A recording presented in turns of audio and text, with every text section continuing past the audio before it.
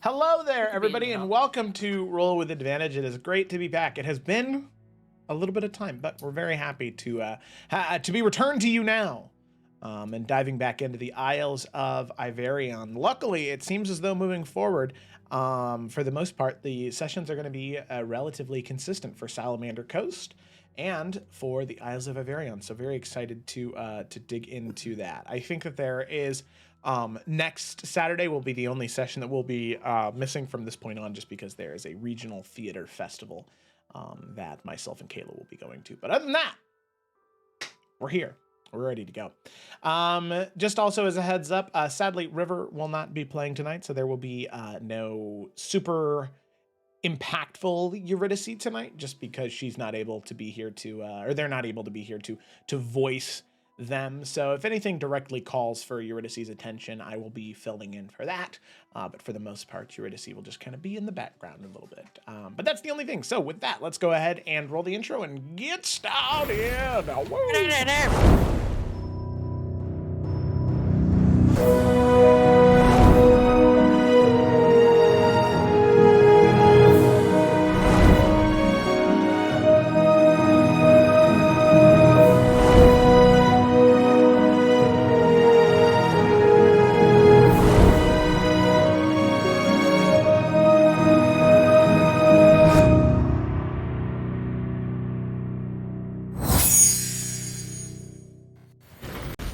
Hello, who's doing and summary? we are back. Ryan. So with that, we are going to go ahead and dive right in. So as is tradition here on Roll with Advantage, I do not do the summary. No. I have my players do the summary. This week on summary is Ryan. Hello. So Ryan, whenever you're ready, feel free to, with your brand new microphone, feel free to take it away whenever you're ready. Hey, what's up, gang? All right. So, last session, the Forerunners used Rope Trick in order to have a private conversation with Marjorie and speak about her intentions with the Prince and Helena. Marjorie opens up about last year's tournament and the incident between Helena and the Prince, also acknowledging about the Prince's plan that was overheard to conquer the entire continent after starting a war with Tarkir. Her plan was to utilize Helena's anger against the Prince and to give Helena the poisoned weapon that would kill him in a few months' time, roughly. After that, Marjorie would reveal her own claim to take the throne, as she is a descendant of the previous king. The Forerunners open up discussion about what to do with this information. Despite some disagreements, the Forerunners decide to not allow the assassination to go through and attempt to persuade the king to find a way to stop his son or possibly disinherit him. Yorick utilizes his connection to the Order of the Crimson Lily and his knowledge that King Kjaldison was also a member. They arrange a meeting after the tournament. Nalfion convinces Marjorie to stand down with her assassination plans. The party then proceeds back to the tournament where they watch Helena face the Prince. It's a close fight, but using a combination of dirty tactics and underhanded remarks, the Prince emerges victorious. Nalfion and Eurydice go to check on Helena, with Nalfion stepping up to empower Helena and remind her that this was not the end for her journey. She could still be a symbol of what a Tarkir knight should be. Meanwhile, Lila and Twig head to the Prince's tent, where they speak about the potential relationship between the returning Forrester family and the Crown. As they depart, Lila is able to spy a half-drow woman that is surrounded by magic. The woman soon disappears as the party returns to watch Nalfion face the Prince in the final round. To the surprise of everyone, when the battle starts, the Prince immediately surrenders and offers Nalfion the victory. Nalfion, of course, immediately refuses this, wishing to face the Prince and win honorably. As they fight, the Prince speaks of wishing to gain allies to fight the Dark One, a being he has seen in his dreams, or nightmares more accurately. The fight continues with Nalfion emerging as the victor. With the Prince's continued erratic behavior and cryptic words, Nalfion offers to have the Prince join them tonight at Lila's tower. During the fight, Echo Nalf is briefly summoned and is able to tell that the Prince is a being that truly shouldn't exist. There are three souls combating personalities that are fighting for control. Echo Nalf was able to tell that this was the work of some form of dunamancy magic. The Prince wants our help and decides to head with the party towards the Tatiana Tower. The Drow woman joins them, as her magic seems to be the only thing that keeps the Prince's personality dominant. Beautiful, wonderful, fantastic, as always. Thank you, Ryan. So let's go ahead and dive into the session. Picking up where we left off on this fateful afternoon, evening, our adventurers, they head from the tourney grounds, very quickly moving on from Nalfian's victory, sadly, but having to move throughout the riverside city of Hearthcrest. Let me go ahead and... Oh, whoa. No. Oh my god. Sorry. My bad. There we go. Very Okay. tropical we were going. Yeah, I know. I clicked on the wrong thing. So, of course, moving throughout the city of Hearthcrest, there is a lot of hustle and bustle throughout the city, especially considering the night's tourney. And this is no different on the eve of the tourney concluding. So I'll go ahead and pull all of you to the map of Hearthcrest itself. So as all of you head from the tourney grounds back to Hornwood Boulevard and Tatiana Tower, there are many people that pass you and that recognize, of course, while having to take your carriage back to the tower, not just walking throughout the city streets, there are people that recognize it. Word has already begun to spread of Nalfian's victory against the prince. And the renown that is now building for House Forrester. Nalfian, as you are riding throughout the city streets, you can see there are people that are throwing flowers up towards you, and they kind of fall down at Marshall's feet as the two of you ride along in front of the carriage. But there are so many people that are just fawning to see you throwing all of these, like I said, all these flowers and gestures of good faith towards you. So you can see that there is, even more so now, a bit of renown that is building for you in particular. So eventually you make your way throughout the city streets until eventually you do return to the Tatiana Tower. So we'll go ahead and end out these. As the carriages arrive... As the carriages arrive and as you enter into the tower is isolated from the rest of the exterior of Hearthcrest, being in its own extraplanar space. And as all of you enter, we'll go ahead and pull you here. There we go. So entering into the tower, which I understand this is for his office, but it's the same vibe. All right. So as you enter into the tower, you are accompanied by several people. For one, you are accompanied by, can't remember his name, Zevran Tariel. There we go. Zevran Tariel, as well as Blossom, who has been here with Alfred. You're also accompanied by Desa, the Archmage of Henry, and Henry himself. And you can see Henry is in a bit of a daze right now, just sort of his eyelids about half closed, shifting up and down, as Desa walks him into the tower and sets him down on a couch and begins removing the small bits and pieces of armor that he still has on from the tourney itself. As all of you enter, Henry sitting down, Desa sitting down next to him. As all of you enter with the prince and this mysterious drow woman, you can see Blossom and Alfred, who are just currently playing just a card game. They both sort of look up, and Blossom begins to move over towards all of you and says, is everything all right? What is going on? And you can see Desa looks up and says, I'm sure you have many questions. And I'm afraid I might not have very many answers, so I apologize for that. Joe, I'm sorry. Desa is the drow woman, right? Yeah, Desa is the drow woman. Yeah, okay, I was confirming. Yeah, go ahead. And she is the Archmage of the Prince. Oh, wait a second. I want to do this. Boom. Boom. Boom. I can also send it to chat. Boom. There she is. Oh, cute. Did that not actually share with you guys? What? Show to players. Show. There we go. There we go. Yeah. Nice. Foundry changed a few things, which is cool because now with handouts you can have like multiple pages to a handout, which is nice. Nice. But yeah. You can actually add videos to like them if that's something you're doing in your game. Anyway, Desa says, I'm sorry if I may not have very many answers, but I can try and explain Henry's situation to the best of my ability. And you can see she leans over and she whispers a few things. There are some arcane sigils that appear in her hand that fly out towards him that cause him to go into a bit of a stupor.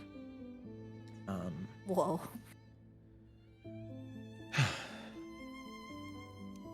And you can see she, throughout this conversation, Nalfian, she does seem to look towards you the most out of anybody else. But she tries to address each one of you. When Henry was very young, his father noticed something strange about his behavior. Constant shifting and changing of attitude, which is not out of line for a toddler, or even for a teenager. But as Henry grew older and older and older, King Kjaldarson noticed there might be something strange with his behavior. After conferring with the Archmage of the king, the Archmage determined that the source of whatever sickness was possessing Henry had something to do with dunamancy. So, the Archmage found me and brought me on to help Henry. You see, I had very recently escaped a rather terrible home after quite a traumatic event. And I decided it would be best to leave and do not look back. I wanted to try and use the skills that I had learned to help people. And the Archmage brought me on to help Henry. So I've been doing research for the past several years, and I think I have it narrowed down, but I cannot be sure since this is something beyond my understanding. To my knowledge, in our own world, in our own reality, every choice that is made, every decision that is made causes a fracture. A new timeline, a new pathway to form. And sometimes those pathways, those singular choices, can create such large changes in our lives.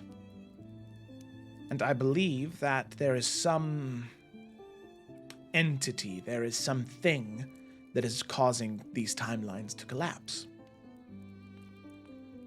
And apparently these timelines have collapsed in such a way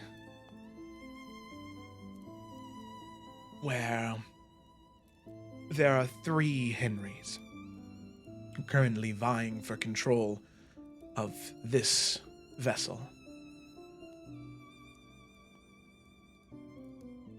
And so, because of that, I'm afraid that I don't know what to do to help him. I'm a relatively strong mage, I won't deny that, but to divide destroyed realities within inside someone's soul or within inside the vessel that is his physical form, I think that is a little outside of my skill. I've tried, but it seems as though trying anything like that hurts him more than helps him. Or some of the more aggressive timelines, they don't take so kindly to it. You said he's been like this his whole life. Mm-hmm. Has it gotten worse within the last few years? There are 3 Henrys. There is the Henry that I believe is actually him for this timeline. A soft-spoken young man who barely has a backbone. There is another Henry, which is an arrogant king, of course, I think, one who believes that he's destined for the throne and that he needs to put on airs to show that he is worthy of it, and in part believes he would be a better king than his father. And then there is the warmonger, the one who wishes glory and bloodshed in battle.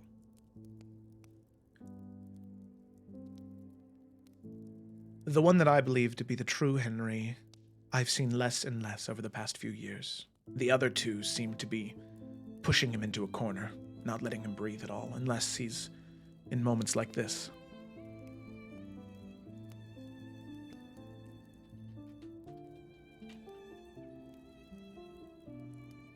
And you've tried everything.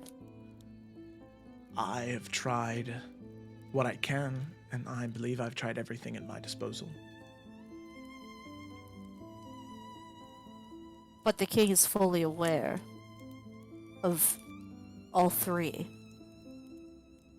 He is.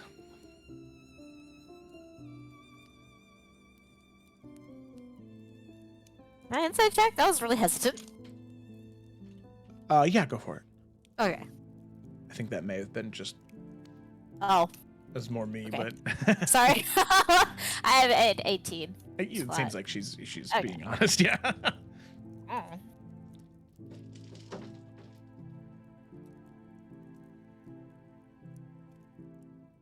And I mean, Prince is getting up there in age now.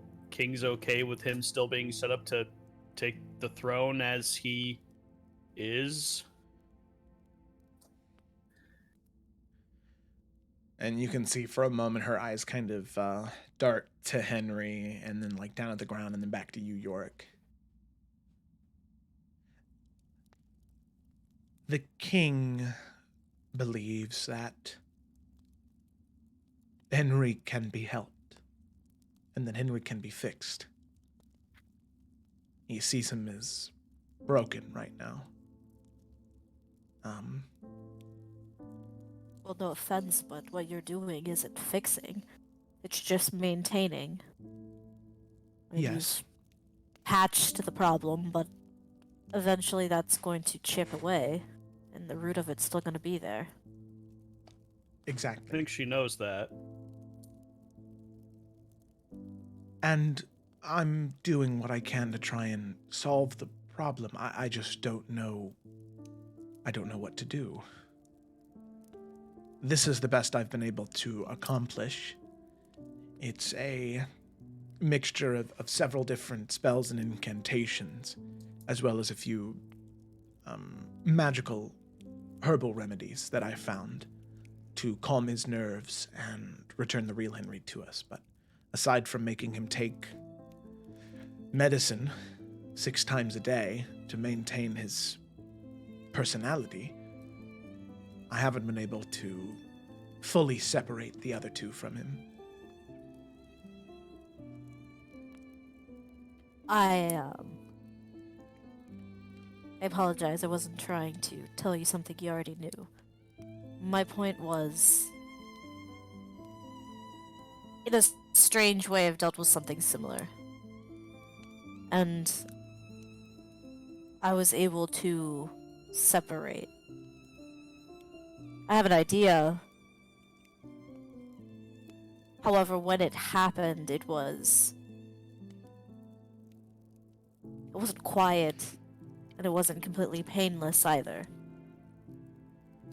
And that was just one. This is 2 completely different Henrys.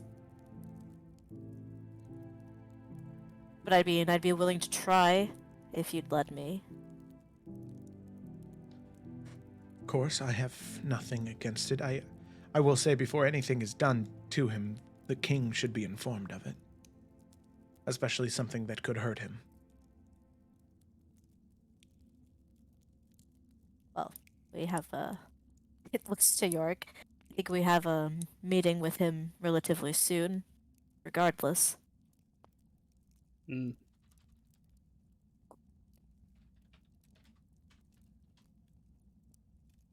Nothing kind of looks to everyone else. since you are a strong mage, I assume you've already tried things such as greater restoration and dispel evil and good. I and have. such kind of spells. Okay. Yes, I've tried combinations of them. I've tried deviations, mixing and combining sigils from those spells, and sadly, they help. They do. But eventually the infection or the sickness or the spirits return. Mm-hmm. Well, I understand why you're reaching out then.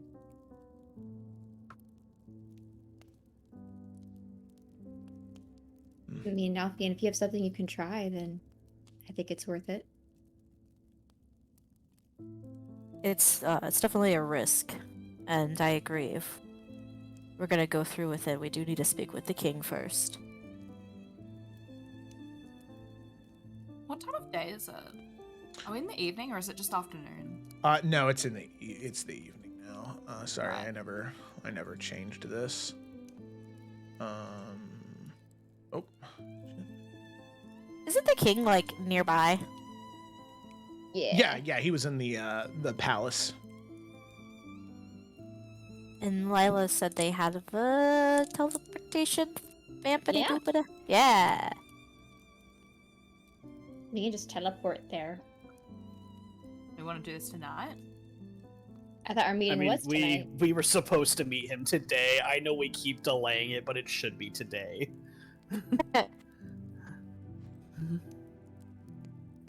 Yeah, we should probably go then.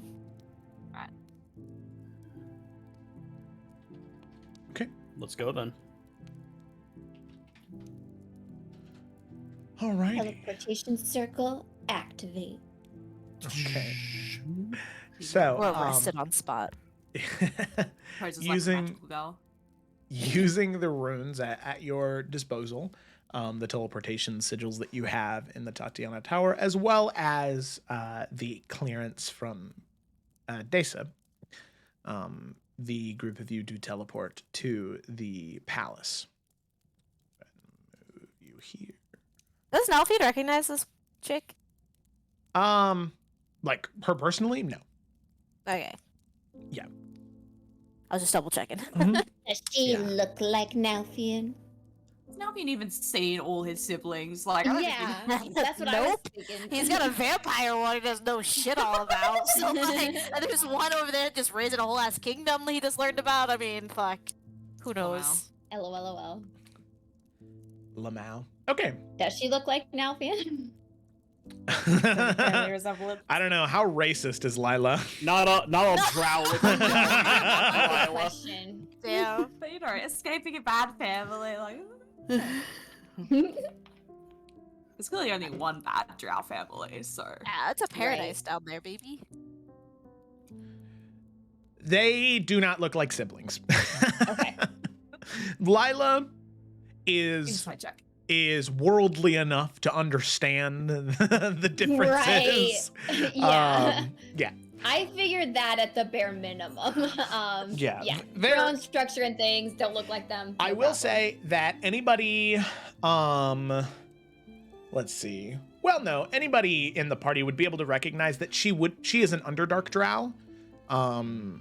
She's not a dark elf that was born on the surface and has lived her entire life here. You can tell that she is somebody who was born underground and lived down there and then left. You can tell the differences between the complexities and the skin tones and the eye color as well. Alrighty. So, with that, you all teleport within the palace, the Hornwood Palace. As you do, you can see there are several mages that attend to you, and they look and they recognize you, Lila, as well as Desa, and they sort of nod and they gesture you in the way that you need to go in order to meet with the king, since he had informed them of your arrival. So, all of you make your way down several connected hallways, having a couple of mages lead you there until eventually you go into a larger study. Walls and walls of bookshelves, several couches and tables within the area, and you can see none other than King Theodoric Hjaldarson. Pop him in there.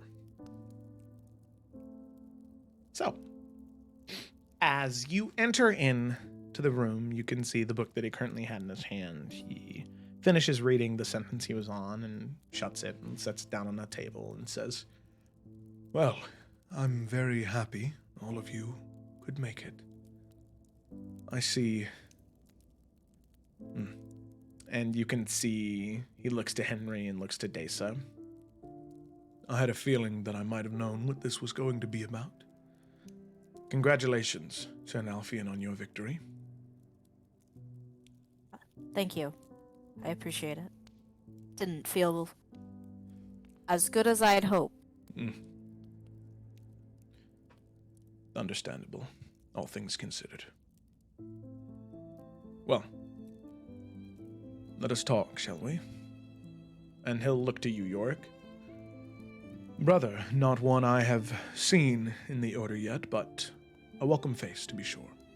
And he'll go over and shake your hand. York will shake it back. I'm new in your defense. Like a month. Oh, well. I will keep that in mind.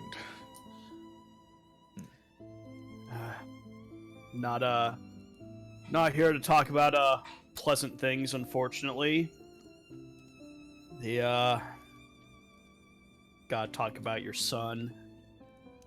What's going on, given who you are and what we're a part of. I mean, you must know who's doing this.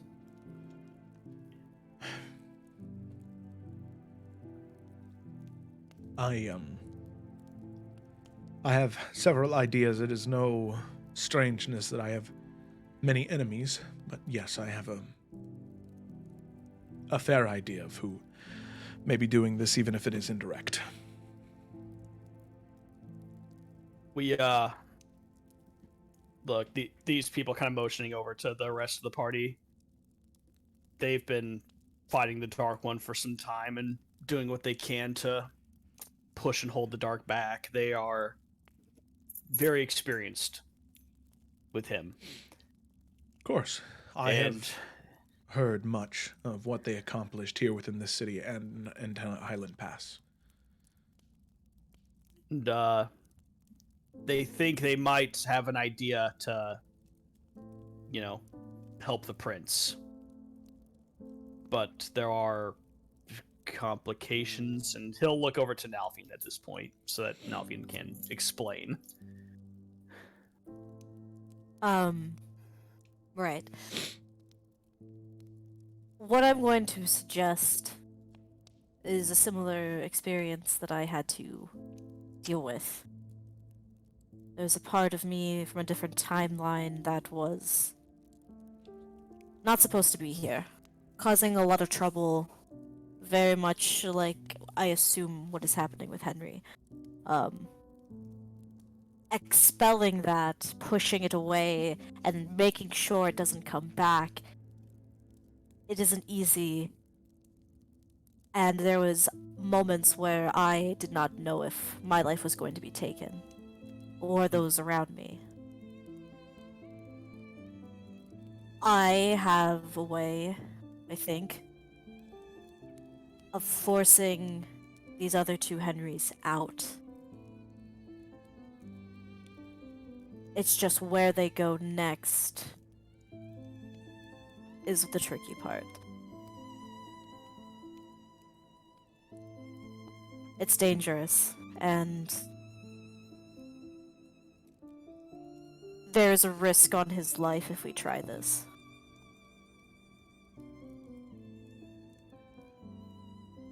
But I think I can do it.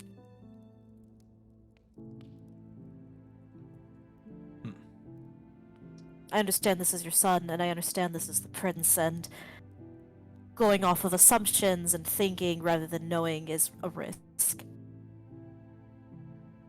However, I wouldn't offer it if I wasn't confident that doing nothing isn't the answer. There was a lot of very interesting developments today at the tournament. There are a lot of people who are looking to your son to lead one day, and I mean this with all respect, but the state that he is in, it would be disaster if he was to ever take the throne.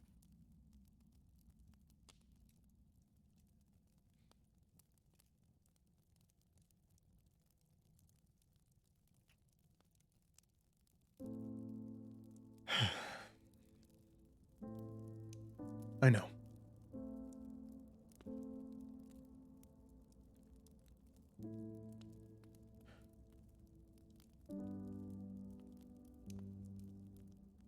And you see him think for a moment, a long, long, long moment. Specifically, if it helps. We, and he kind of summons Ekonalf to stand next to him. We can quite literally push them out. We can go into the dimension that they are in right now, the plane. Before I suppose, cut a hole in the weave, the wheel, both. And that's where we threw the old me. He's never returned. That's what I plan to do with Henry. Or at least try.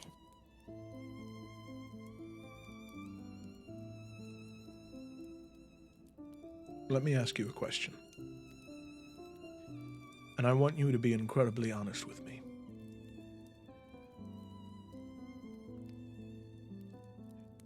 If we do this, are you 100% sure they won't come back? If they're entities from a different timeline, if they're not destroyed, what's to stop them from coming back? Well, that's the thing. We are putting them outside of all timelines. There is no thread there. It is void, it is darkness, it is nothing. But I suppose you're right, I don't have a promise. I've lived without this burden for months now. Without a sign of any return. But I've never... I was told once something is unraveled, it cannot be put back together. There was a moment when I tried to step through and crawl through another time, and my body began to unravel. And I was told that there's no coming back from that.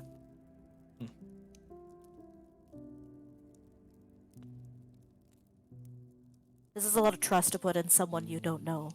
I understand. I also understand if this is something you do not wish to pursue. But as the knight, I'm giving you the one thing that I know how to do best I can.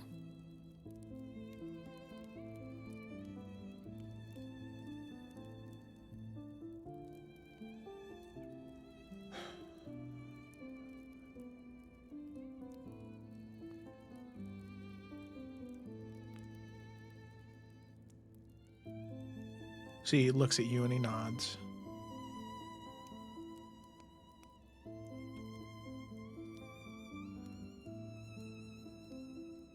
It's a knight of Iverion, a member of House Forrester. course I trust you. So please, take no insult to this.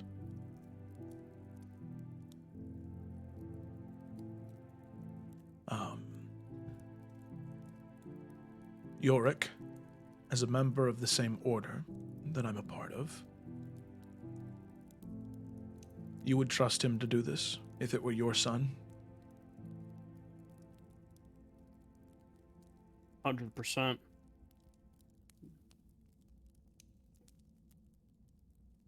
Lila, Yes, Your Majesty. your family has faithfully served my family for many, many, many years. Your arcane insight has been invaluable. You would trust this man to do the same? I absolutely would.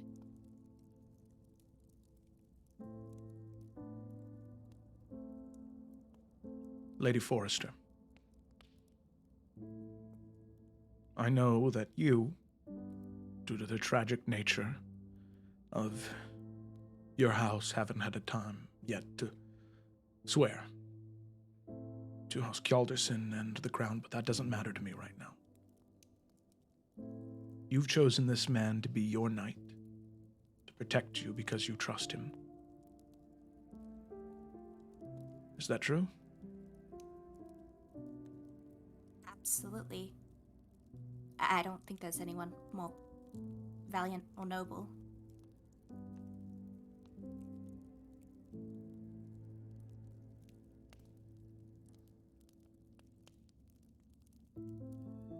He nods. And you, Eurydice. The title of Dawnbreaker isn't a light one to carry. Justice and light and righteousness is what you're supposed to fight for. That is true. You would trust this man. And Eurydice nods and looks to Nalfian with a smile. I trust him. I do.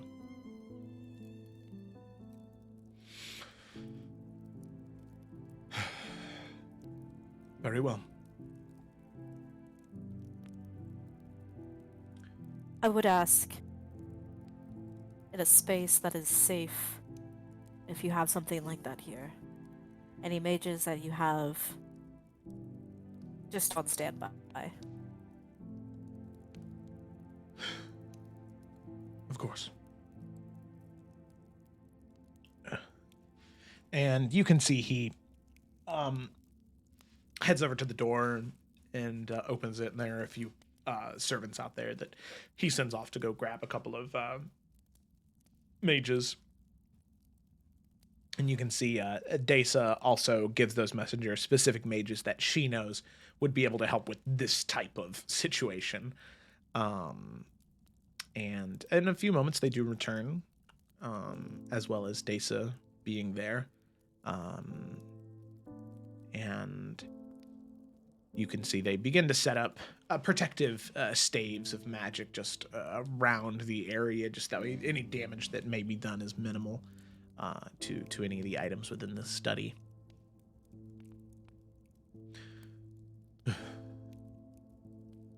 And you can see the king, he just sort of takes a few steps back and gestures for you to do what you think is best. Okay. So Nalfian would kind of have. Is Hedry like conscious right now or no? Not really. If you could ask, Dasa could undo it. Drop the spell. Nalfian just needs him to be standing in the middle of their little protection thing. Okay. So, Dasa can't be in the same space. yeah. Dasa, she drops one of the spells that she's concentrating on, giving him motor function so he can kind of stand up and move around, but he still is a little more quiet, a little more soft-spoken in this current moment as he stands in the center of the circle where you direct him, and Desa guides him there and then steps away. Okay, now if it's gonna... Echo now should still be out at this point. I think Lila will cast on you, Nalfian, what's it called? Enhance ability. And I'm gonna do it at 3rd level and give you Bear's Endurance and Bull's Strength, so you'll have advantage on your Constitution checks and your Strength checks. I don't know what's happening, but good luck. So No, there me you go. either. Oh, thank you. I appreciate you. No problem. So, Nalfin is going to look at Echo Nalf. And he's just going to say, I need you to rip a tear. Just like you did before in Highland Pass. And we both have to go into it.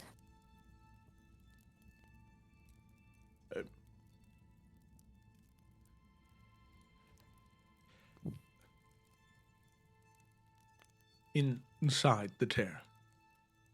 Yes.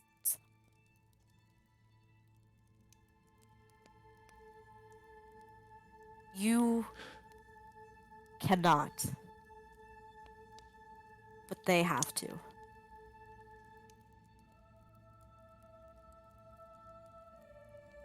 All right. A forearm shake. Okay. Nalfian is going to... So here's my plan. I'm going to use the dimensional loop device. I'm going to put it here. And I'm going to be using the first thing on there. As a bonus action, you can send your body out of phase with the material world for 1 minute. Here's the goal. Nalfian is going to draw his weapon. And together, him and Echo Nalf are going to just basically run at Henry. And at the last second cast that. Or spin it, press the button, use the item. So that way his physical form basically stops. But his non-physical form kind of goes through Henry. And the goal is to literally grab, snatch, and pull anything that's kind of here in this in-between world and pushing it out of Henry's physical body. I hope that makes sense. Yes, it does. Tell me what to roll, big dog. Okay.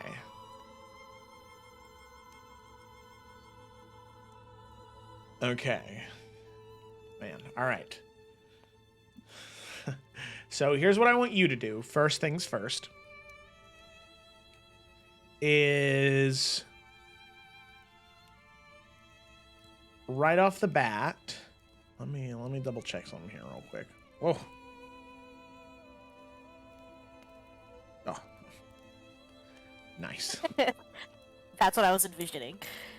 Hey, that's better than the first one. Okay. First things first. You're gonna run at him. And then you're gonna... Well, first things first, you need an Echo Nalf to open up a tear. Then you're gonna run at him. You're gonna charge at him. Then you're gonna have Echo Nalf pull the spectral forms into the... Well, my Nalf. Yeah. Yes. Echo Nalf is just tearing a hole. Me Nalf is pushing and pulling both of them. Because I have a plan B if something goes wrong. Okay. You, Nalf, cannot see the spectral forms. It was Echo Even when Nalf. I, like, poof out of my body? Oh, using the... Okay, I see what you're saying. Using that, the device, then. Yeah. Okay. Yeah. Okay, okay, yeah. So let me know what you need me to explain. No, I got it now. Okay, so then... Okay. So you charge at Henry, Yes. and then physical you steps into the ethereal plane to grab the two, Yes. put him in the tear. Yes. That's the plan. Okay. All right. I mean, yeah. I just want to make sure I grab the right ones. So, like, even if Nalfine has to, like, I imagine he would basically have to push them out first before he could push them into a hole. You know what I'm saying? Yeah. Okay.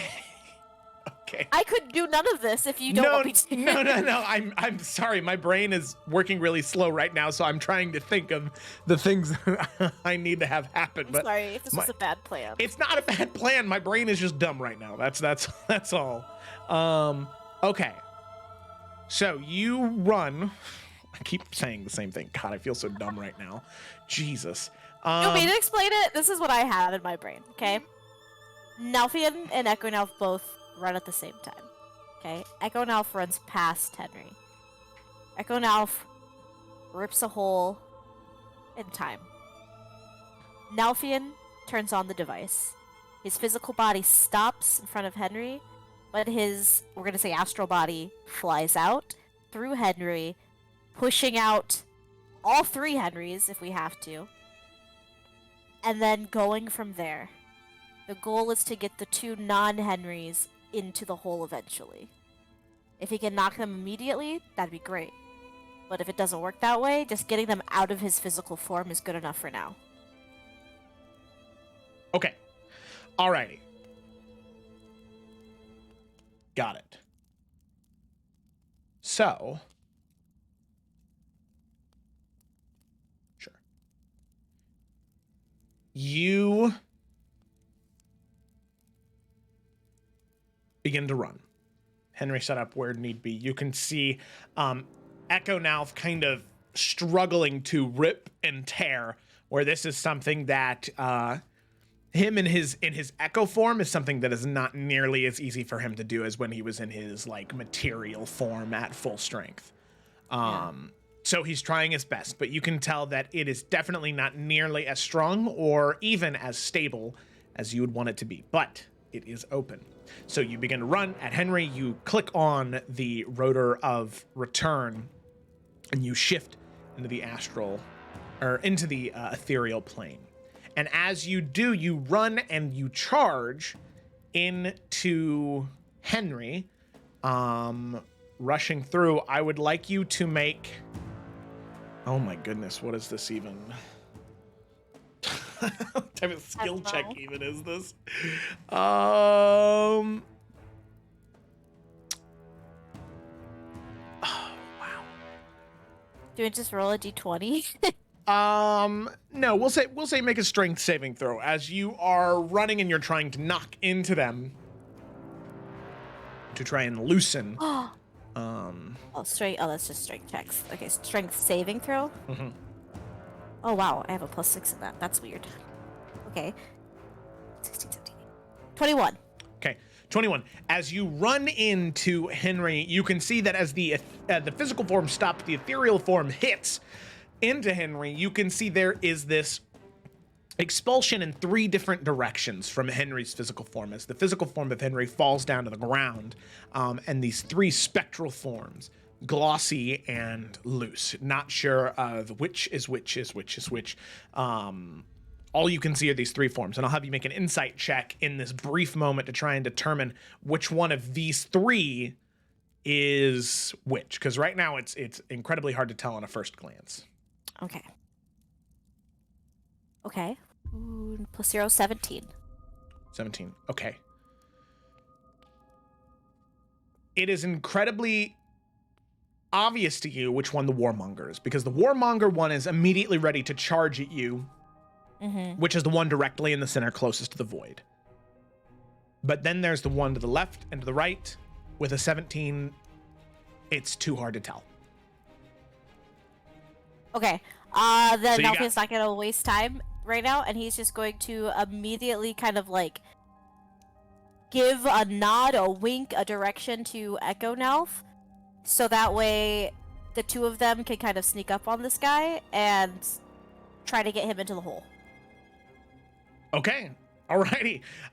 So you can see that there is this odd thing that happened as Echo now is like having to hold this portal open behind you. You can see as he reaches his hand through the back, there is like this hand of black void that is reaching out as Echo now is reaching through that void from behind it to try and grab onto the warmonger Henry. Stop. You can see the hand like grab onto the warmonger's shoulder as you run into it and try and charge it into the portal. I'll have you make an athletics check as the which is a strength check, so you would have advantage on that. Oh my God. But as he grabs onto you, and you can definitely tell that Henry is the stronger of the two of you, and Okay, definitely well, this one. Advantage, right? That was a 5. Yeah. Okay. Okay, much better. Strength +1. 19. 19. Okay. He also rolled a 19. So as you grip into his waist trying to tackle him, you hit and he like scrapes on the floor this astral form. But as you run into him trying to spear him into the hole, Echo now grabbing onto his shoulder, pulling him, you can see that he's not pushed in all the way. And now as you sort of look up, you can see his fists balled together as he just brings them down on top of your back, slamming into you. So he's gonna go ahead and roll for an attack. That is a 19. And this is going to be psychic damage because this is like your astral form. Okay. Can I unleash incarnation in here and have Echo now have another attack? I I don't know what's happening. I'm just trying to do stuff. It would compromise the integrity of the tear. Okay, never mind. Okay. Go ahead. So you take 12 points of psychic damage as the fists slam into the top of your back, and you're kind of stopped in your tracks as he's going to attempt to break out of the grapple. So go ahead and make another athletics check. Ooh, that's not good. Advantage. With advantage, yep. Okay, well, the first one was a natural 20, so I'm going to take that one. Ooh, okay, all right. So you can see as he tries to grab at your arms and throw them down, he's unable to do that. And you can see Echo now grabs another hand and grabs it around his chest and one on his shoulder, continuing to inch and pull him back. Nalfian, as we get back to your turn, what do you want to do? As you currently have him, you're trying to inch him forward, like inch by inch, but he's still a little bit of ways away from the tear. Nalfian, I have him grappled, or Shadow Nalf, or Echo Nalf has us grappled? Both of you do. Great. Because we both kind of work together, what I want to do, just like on the count of 3 in Nalfian's head, is just to let go. And then Nalf is just going to Sparta kick. Okay. All right. So you want Echo to let go? Yes. And, okay. At the count of 3, we're both going to let go, and Nalf's just going to kick. Okay. Alrighty. All the strength and power of Kratos in this fucking kick. Okay. All right. So with that, I'll have you make another athletics check. With advantage? Oh, bless up. Fucking Felicity. Killing you. I love you. Because that. Oh, okay. Okay, yeah, I'll take a 19 over a natural 1 any day. Woo, okay, yeah. So we'll make a contested one to see if, okay, yep, all right. So as you lean up and kick, letting go, the hands coming back, you can see Henry, this version of Henry sort of stumbles for a moment as you reach up and kick, sending him through the portal. You can see the tear closes around him as the warmonger version of Henry is consumed and ripped and torn back into that tear outside of reality. You can see Echo now immediately fade as that was so exhausting and took so much of him. Oh, shit. Okay. As he immediately fades. And as you look around, you can see that there's only one spectral version of Henry now. Not two. Oh god, okay. Nalf's gonna immediately call back Echo Nalf. Okay. You can see he's very like fading in and out of reality in this current moment. Sorry, that was really exhausting. Nalf like doesn't even acknowledge him. And he's looking at the Henry that's still there. Mm-hmm. Henry. Just gonna see if he acknowledges him. You can hear this sort of like warbled, like it's through a cave, like, Yes.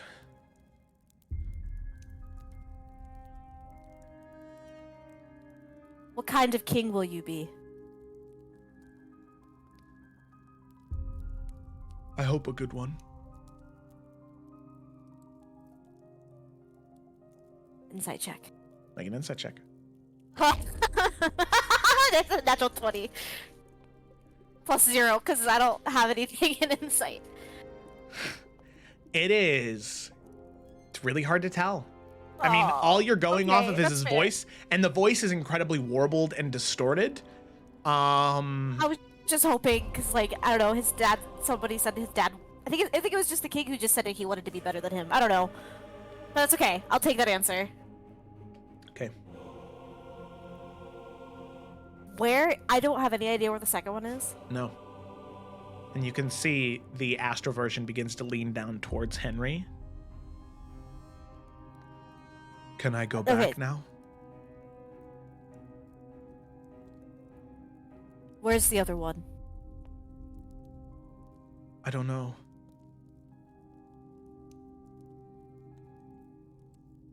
Can he?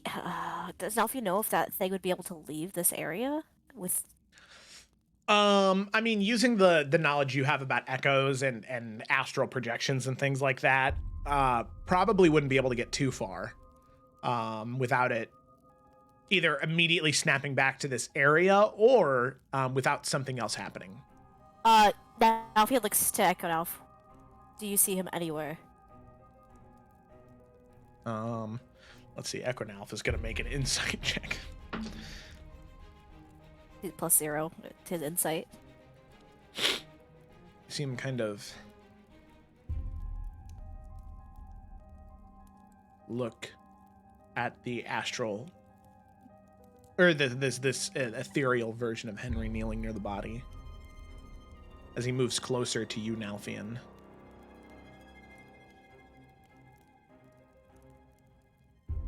I don't know exactly what he did. I see both of them there. Fuck, alright. Henry. We didn't get to have a real fight out there, did we? I mean, you didn't get to prove to everyone why you're going to be the best king Iverion has ever seen, right? Why not take your chance now?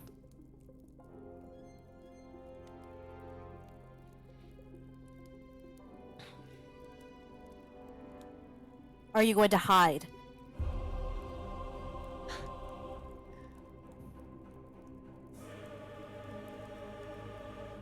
I don't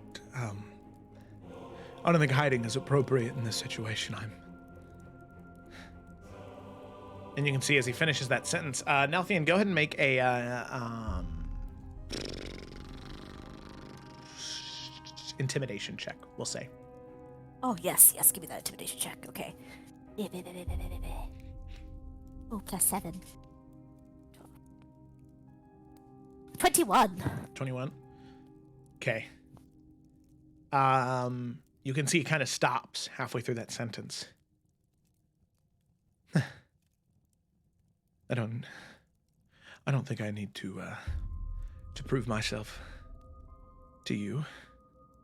I think all that matters. And you can see the astral form who's currently kneeling by Henry's body just falls into Henry's body. Ah, you're And- fucking serious. All of you can now see Henry begin to Nope, Nalfian's running. Nalfian's rise. running over there, Well, pushing him out. Wait. You can see he goes in, and immediately Henry begins to stand and is going to start running towards his dad, start running towards the king. Nalfian Astro self is running towards him. Okay? Your Wait, astral hold self. on, but we can all see this, yeah? Yeah, you can see Henry stand, but you can't see Nalfian's body is current, like his physical form is in stasis. But Nalfian, you and what's your speed? 30 feet? Yeah. 30. You and Henry have the same movement speed, so you can't get faster than Henry. So Henry, in this current moment, you can catch up to him if somebody stops him, but if nobody stops him, then you can't catch up to him. So he immediately gets up and starts running towards the king, and the king is just kind of like aghast in this moment, doesn't know exactly what to do. If he's running, we don't have any confirmation that something's good yet. And so because it's non-damaging, can I like cast Entangle on Henry? Yeah. So Entangle is a strength saving throw? Yes, and it is 20 feet, so it's gonna be big, but you Ooh. know. And it'll also slow him down, which I guess if Nalfian's still astral, that might help. I don't know. So it's difficult terrain regardless, because it doesn't grapple him, because that's Yeah. a 27 on his strength saving throw. Bastard. Yeah, it's still difficult terrain for him though. Okay, so you can see the vines slow him down. He gets about halfway to his dad, and as the vines grip him, he's able to rip out of them, but they're not able to stop him, but they do slow him down. Nalfian, you are able to catch up to him in this astral form. Does he? I was Tackle. wondering, Sorry. did he look hostile at all? Like, or is he just? Could we tell that at all, or just running? It was definitely not a friendly run. It definitely did seem Okay. a little more aggressive. Okay. Well, sorry. Go take it away now. Oh, no, you're fine. I'm so sorry for cutting you off. No, you're good. All I was just gonna say was Delphi's just gonna try to do the same thing and just kind of tackle the astral part out of him. Okay. Alrighty. So you make your way over and slam into them. I'll have you make another strength saving throw to see if you can successfully knock the spirits out. Strength save is +6. 22. 22. Okay, yeah. See, yep, okay. Alrighty. So you knock into him. You can see the astral form is removed, and it's just one astral form that's removed as Henry's body just kind of stops and ends up getting grappled by those vines that entangle him. You can see as the astral form shoots out, he looks back at you, Nalfian, the voice warbled and distorted, saying, "Doesn't matter now. There's only one spirit left. It's either both of us together or no Henry at all." There was 3. I saw 3. I know that there are 3. I'm not stupid. We can see, do the this weak-willed for a one- lifetime. The weak-willed one never left the shell. He stayed inside. He knew that was best for him. You gave me an opportunity. Okay, wait, Joe, pause. Yeah. Okay, so he's saying that I didn't see 3 things come out? No, you did see 3 things. He's saying that the weak-willed Henry, the scared and nervous one, never came out of the body. That spectral form would never come out before, so they never had any way to actually affect him at all. So by sending all 3 out and letting the body just fall with nothing in there to control it, he's saying that he was able to pretty much attack the weak-willed Henry. Okay. So pretty much merging the 2. Oh, my brain hurts. Okay, so the one I'm talking to is still both? Yeah. Okay. Sorry. Now my brain's trying to play catch up. He's Henry squared right now. I see. Yeah.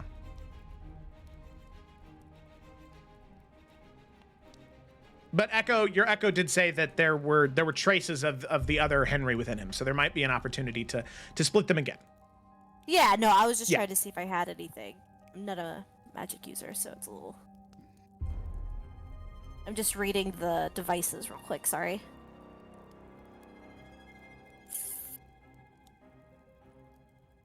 I'm not low-key, I can't just split souls. Solid God of War Ragnarok reference. I'm at a loss right now.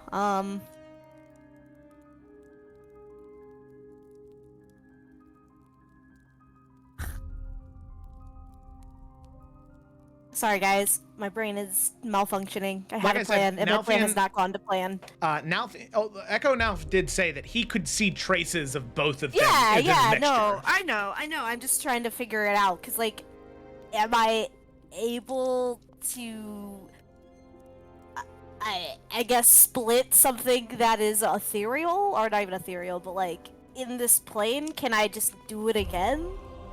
I mean, you're ethereal. So's your Echo. You could try. Okay, okay. I guess I'll try. I don't know what else to do here.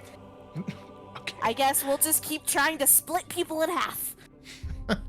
Out of ideas. Okay, no, it's a great idea. You got it. So you immediately start running over towards the ethereal version, Equinalf summoning beside you, and so then what you're trying to do is you're trying to split them, pull one from the Yeah, he's gonna try. He's not really sure what he's doing. I think, kind of thinking back to that moment where Nalfian was beginning to unravel way back when. This is gonna sound weird, but as he's running, I guess he's looking for threads. Okay, all right, that's exactly what I was looking for. Okay, so you can now see, taking this different approach, thinking about it differently now, Fian, you can start to see what your Echo was talking about. You can start to see these threads of blue and red that are sort of like vibrating in this ethereal creature. You can see the tangles that are happening inside this spirit. You can see each second that passes, more knots are being created, more tension, more crossover. So you and Echo, your Echo immediately charge at it from both sides, trying to rip and pull and tear, trying to get these threads separated from one another, as Henry tries to fight back. So I would like you to make a, we'll say another athletics check. Can I ask a question? Yes. Way back when, didn't somebody say something about, like, how all of our threads are important? Yeah. When you had talked to Emeril, I believe that sounds like something he would say. Are our threads different colors? Like, if Nalfian was to, like, look at himself, could he see his own thread? Yes. Yes. What color is his thread? Nalfian's thread is blue. Okay, cool. And then looking, I guess it is the time because I'm trying to not fuck up here. All right. And Henry's, you said there's a blue one and a red one? Yes, there is. Okay, see, I'm just double checking. I'm cross-referencing my thread colors. Which Henry is friend colored. Yeah. Okay. Then Nalfian, I guess, is going to yank on the red thread if he can. You want me to make a check? I'm sorry. Athletics, yeah. Okay. And Echo Nalf will make one as well. Do I still have advantage? From the bear thing, yeah, you do. Okay. Ooh. Okay. Yeah. The 18. Okay. Echo's was 13. So the two of you begin just sort of pulling, trying to rip all of the red thread out, and you can see that the Henry is starting to yell and scream, "No, no, no!" And he's trying to swing at you and your Echo. Nalfian, that is 18 to hit. 18 does not hit. Oh, that's right, because you're crazy. Okay, yeah, you can just see he's swinging, and you and your Echo are just sort of ducking and dodging out of the way, just ripping and pulling more of this red thread out. So as you're ripping and pulling, I need you to make one more athletics check. That's a 19 from Echo. Ooh, yes, 19 for me! Okay, alrighty. 19 from both of you. You can see that you are just getting to the ends of the red thread. And you can see that the arrogant king is starting to panic more and more. He's starting to plead, "No, please, no, anything you want, I'll make you lords. I'll do anything." And with that, as there is this final rip, you can hear this like vacuum being created in this moment, as there is just this whining sound. as you rip and pull that last thread out, leaving nothing but blue thread within Henry's form. And you can see the form sort of fall on the ground as you and your echo sort of lean over towards it. And you can see the form collide back with the body as Nalfian, I believe that the Rotor of Return only works for a minute, right? Yeah. I believe so, yes. At about this time, it's been about a minute. So that was your last effort. Yeah. As you return, you immediately snap back to your body, which had been standing in place. Henry is about 15 feet away from you, covered in vines and moss that had been summoned in the room. And you can see Henry just sort of shivering on the ground in this moment.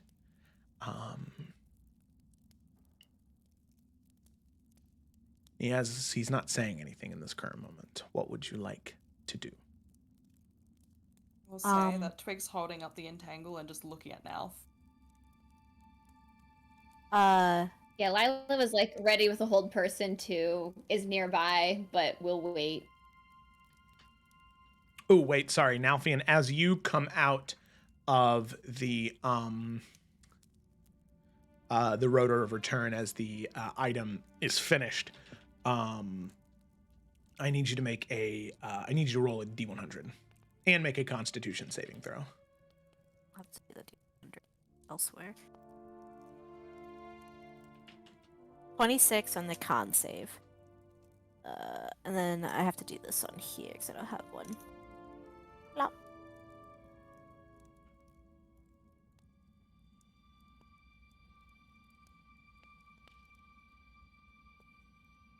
I'm gonna let you finish because I was gonna do a thing, but I don't know if that changes anything. Okay. Alrighty. So you can see Nalfian as using the Rotor of Return. Of course, there are side effects to using items like this without all of their components, considering this is one piece of a whole. Granted, because of your con save, the effect is not nearly as wide of an issue. It's something that only affects you.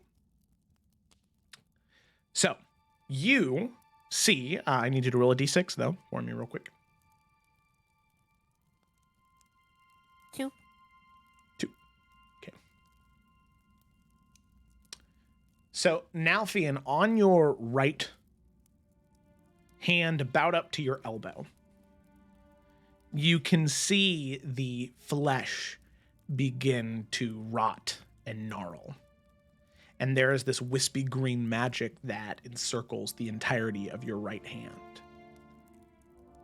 And as the flesh rots and begins to fall off, you can tell that there is this magical power within your hand. But this is not necessarily a negative effect, aside from the look of it. But for the next 2 days, any creature you touch with that hand takes 1d10 of necrotic damage. Oh, wow. Okay. Any creature. So that means you touch anybody with that hand. Oh, Yeah. it's awkward. Okay. Hey, York, high five, bud. Just kidding. So that's your right hand. Okay, great. Good thing Nelf's left-handed. A question. I've never Yes. done this before. So, how do I put this in the chat? Okay. Echo Nelf is still in the not this plane. Can I trade places with him? Just to make sure Henry got back to his body. I'm gonna It's not- I'm you gonna can say no. say no. Yeah, because Okay. that to me that sounds like something that you can do when your echo is on the same plane of existence as you. Okay, that's fine. Yeah. Then Nauf will call Echo Nauf here. Mhm. and go over to Henry at the same time. Okay. I guess carefully, slowly, as Yeah. he picks his way through the vines. Yeah, and you can see that King Calderson also runs over in that moment. Nalfian's gonna hold up his hand. Don't come here yet. Just wait. He stops for a moment. And Alf will go and very cautiously checking on Henry. He has like one eye on Henry, one eye kind of looking at Echo and Alf for confirmation.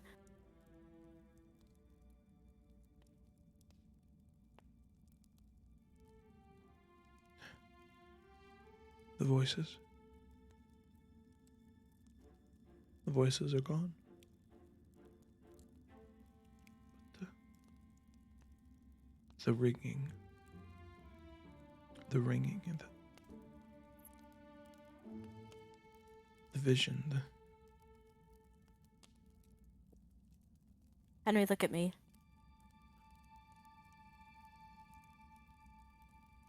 With his left hand, Nalfian's going to like hold on to his face and kind of look into this dude's eyes and just kind of insight check as much as he can. Yeah, make an insight check. Okay. What? That's 15. Okay. He seems conscious and authentic, but it seems like he's not all the way there. Like he seems not like he's concealing anything, but he just seems a little spacey. Out of it? Oh, Yeah. okay. He's got a lot of room in his head now. You can see Echo Nalfi kind of kneels next to you, Nalfian, and says, There's no traces of the other two, but I think the other two made him so small, I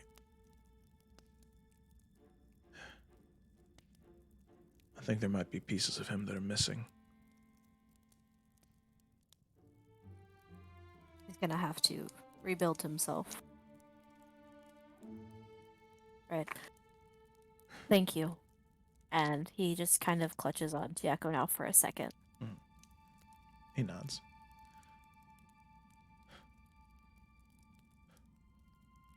The wind, the wind, I can hear it. Cries. The wind cries. The shadow. The shadow creeps and the wind cries. As Twig recalls Entangled, Mouth's gonna help Henry off the floor and kind of give the king the okay. And you can see the King Calderson. He moves over towards his son. Henry? Henry, can you hear me? Father, the wind. The wind cries. The shadow creeps and crawls. Of course. It does. It does. All right, we're gonna get you some help, okay? It's going to take him some time. He's not going to be... Well, I think he has to figure out who he is now. And that's not going to happen in a matter of days or weeks. Maybe not even months. I can tell you how to run a kingdom, but I still wouldn't put Henry on the throne. But for now, he's one, as opposed to 3.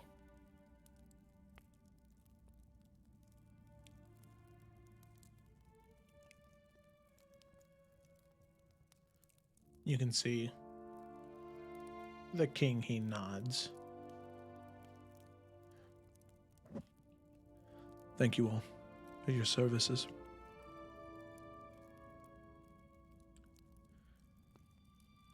I hope that our next encounter is more joyous.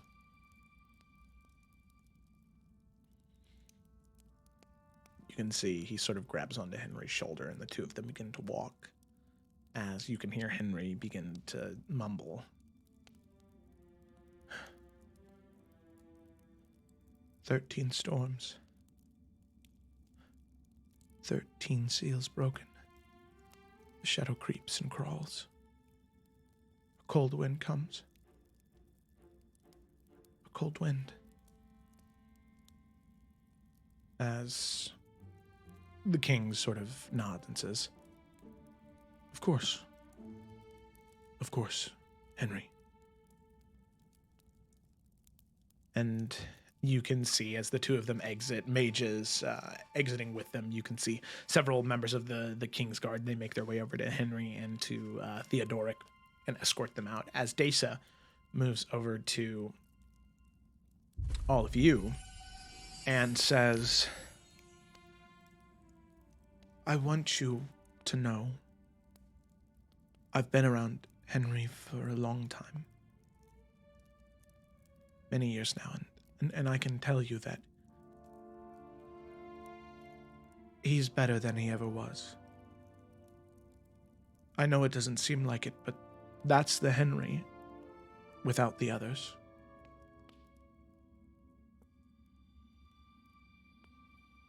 That's this Henry.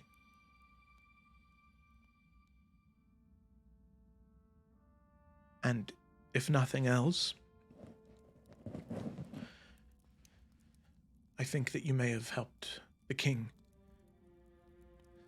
in deciding what to do next. Indecision can be something that can ruin the best of us. And I think the king will be able to make a decision now about what's best for his nation.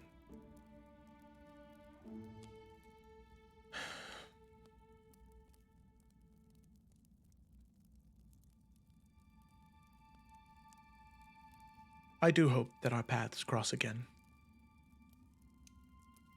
And, Nalfian, Yes. let's see, she kind of sighs for a moment and says, there are many like me. Many from Arendellen that left after what happened to you.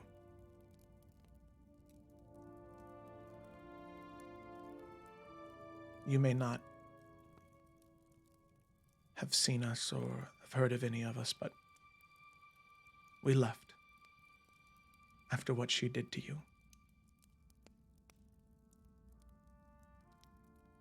And especially there. after...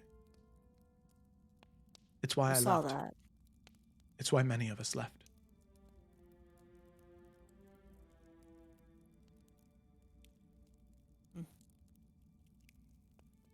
You serve as an inspiration.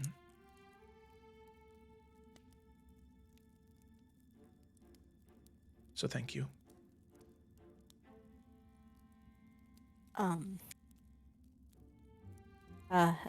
Thank you. I appreciate that.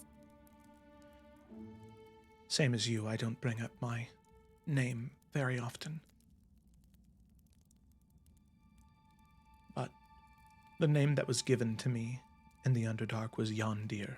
which Nalfian, you would recognize that last name as one of the houses that was below House Baynir. That your family definitely had its fair share of interactions and negativity towards. I'm glad you left.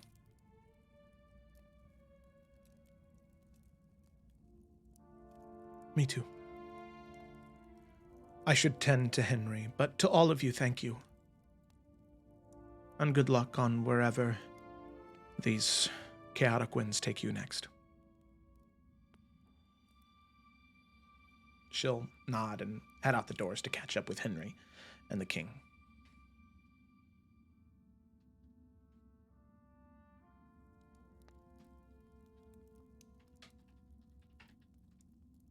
Leaving all of you alone.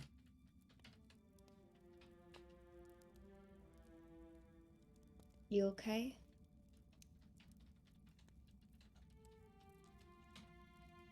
That's to Nelf, right? Mm-hmm. Yeah, he's just kind of looking in that direction for a little bit. Yes, I just hope I did the right thing.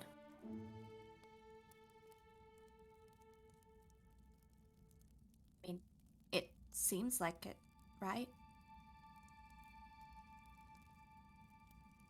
I think so. If all the bad Henrys are gone, that's what we wanted. Right. It is. It's just going to take him a long time to... You spend your life creating who you are. And unfortunately, Henry never really had much of a choice. And now, what, 30 years later, he has to start all over again? That's a lot. But hopefully the king heard us, and will keep that in mind whenever he picks an heir. I think regardless of if this was positive or negative for Henry, it was a necessary thing for the kingdom. I agree. Thank you all for trusting everything. We meant what we said. I appreciate it. Not gonna lie, I had no idea if that was going to work. Glad it did.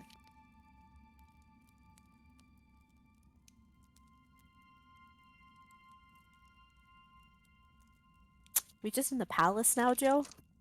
Yeah. We could also just go back home. Never leave it. Claim it as our own.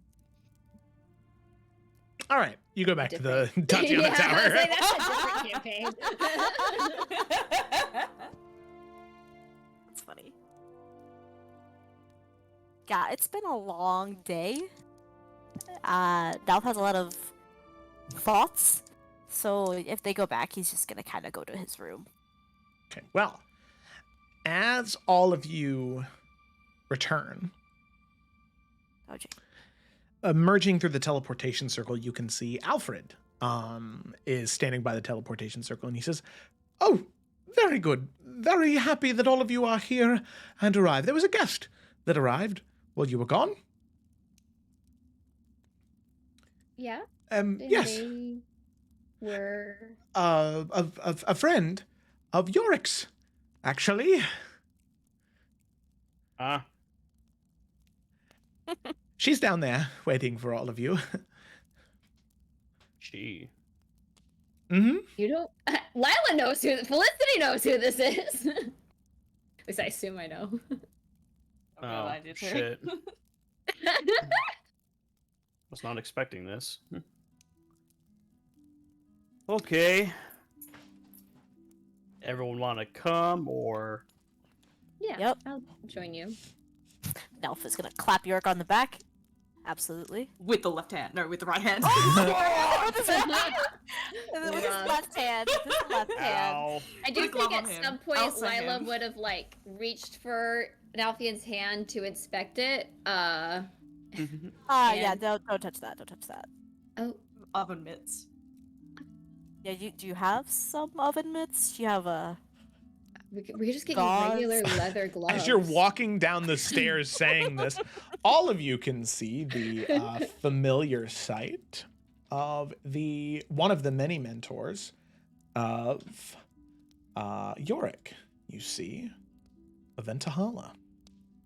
Ah, Queen. And you can see she's currently sitting across the table with Blossom, as Blossom and her are just talking, and Blossom is just saying, "So, listen, I don't mean to impose, but that's quite a nice blade you got there. You got the story of how you came across something so fine?" Well, I do have the story, but I don't know if now is the...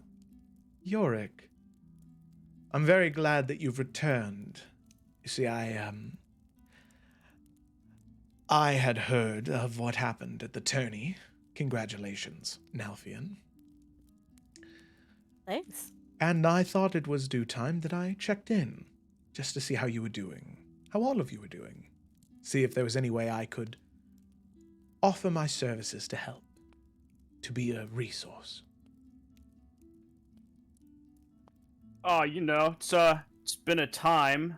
Laura Khan's temporarily out of commission, but he's going to come back. That was a bit of a bummer. But, 2 months without a Forsaken's not a bad thing. Not at all. Laurel Khan especially. Right-hand man of the Dark One. Very good. Yeah. Yeah, shit's with the kingdoms back to being good. Yeah, got big plans tomorrow. Geldavan's upstairs. She's doing well. Mhm. So I'm sure she'd say thanks if she was here, but, she's tired. Yeah. Yeah, no, things have been good. Did I leave anything out? I feel like I left something out. Sounds about right to me. Shit, sick. Yeah, so, yeah, we're just meeting someone tomorrow, and then we'll probably be leaving Hearthcrest pretty shortly. Wonderful. Like I said before, I just wanted to see if there was anything I could help with. I have recently come into a little bit of free time, and I thought, what better way to spend it than assisting my valiant, heroic friends. That's nice of you. Is there anything we need, gang? Information? Eyes on someone? Anything? What? Oh, go ahead, Viola. Sorry. No, I'm making noise. I'm not. I don't have a point. Well, I mean, we are going to the Accursed Isle soon. Do you have any thoughts or insights there? What are That'd you be going helpful. there for? Of course, I understand. Seat of House Markle, where most of their most powerful artifacts and weaponry is kept. I'm assuming that there's probably something there of value. What in particular, though? Nelf looks to Yorick as if like it's cool, right? That we kind of disclose this information. You just kind of like I mean, you know that York has no beef with the Ventahala when Yeah. it comes to that kind of stuff, so yeah, no concern or look like that. well, I think you kind of hit the head on that. Just a couple of artifacts that we're searching for that we believe are on that island somewhere. Hmm. And we know of its history. We know that it's difficult to leave. We actually spoke with a man who was able to make it off, and he spoke of these creatures that parasite-type creatures that live on the island. But I mean, if you have any other insights, thoughts of maybe how to ward ourselves against them, any other information, I'm sure that would be helpful. Wait, I'm sorry. You said you're going there for an artifact because without it, it's difficult to leave the material plane. Without it? Did I Yeah, I say mean- that? I don't remember. Did you say that? I thought that's I what think you... I said that. I thought you said it's an artifact we need to leave. I thought I heard you say that. Ah, yes, then I will. Okay. Nelfin's just choosing his words carefully, but yes, he'll say that. He'll say that. Okay. I mean, if Yorick trusts her, like, Nelf trusts Yorick, so he'll just tell her that. Yeah, apparently the astral's a bitch to navigate otherwise. Oh, and you can see with that there is a recognition. You're trying to assemble the Orrery of the Wanderer. Hmm. That is very interesting. A very good plan. You say it's on the Accursed Isle? Yeah. That's what we've been informed of, yeah. A part of it is. The part that you're missing? A part that we need. How about this? I'm free for the next couple of days. What if I go get it for you? Really? Oh, shit. Well, I mean, that'd be pretty rad. Well, considering I know how you're busy all of you have been, I figure it's the least I can do. Plus, I understand that there might be some underlying trust issues here, and considering your previous interactions with Osmodeus, I understand. But I want to try and iron those out. And if this is what it takes, then I'm happy to do it. I mean, I know you're like crazy strong and everything. You know, I have the scars to prove it, but I mean, you're gonna be fine on your own, or do you have people going with you, or? I can scrounge up a few bone devils to go with me. I'll be fine. Plus, it's been a while since I've had a challenge. I'm not trying to destroy all the undead on the island. I have a few mages that I can use to detect where your artifact is. I'll retrieve it. I'll bring it back here for you. I mean, looking to everyone else, this sounds like a pretty good plan. I mean, yeah, it saves us a lot of time. And our plan was kind of loose. At best. Yeah, you can see she kind of like narrows an eyebrow at Luce, and when you say it best, she's like, okay, yeah.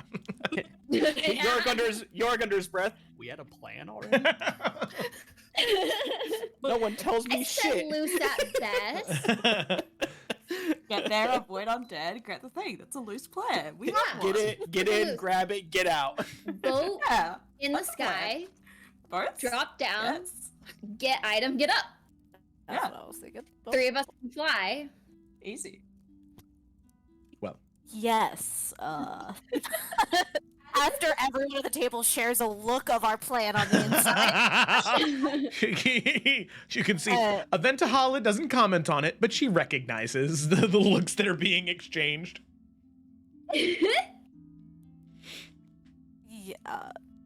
Yeah. I mean, as long as everyone else is alright with it, I mean,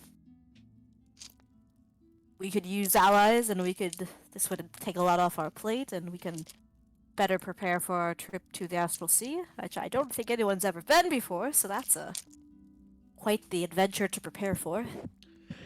True. Yes, it is. There's an herb that grows around the rivers closest to the college. Oh, what is it?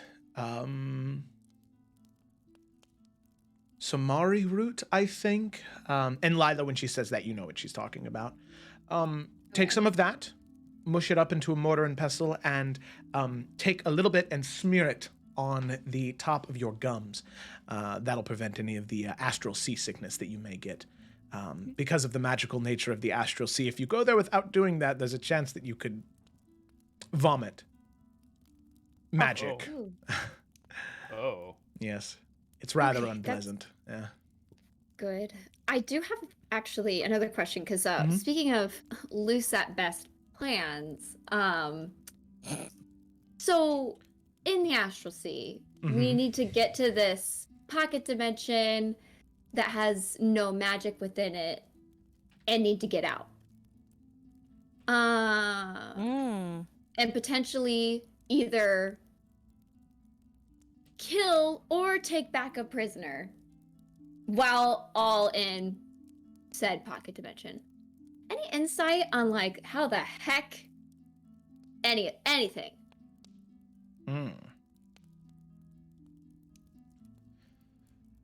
Well, that is a doozy.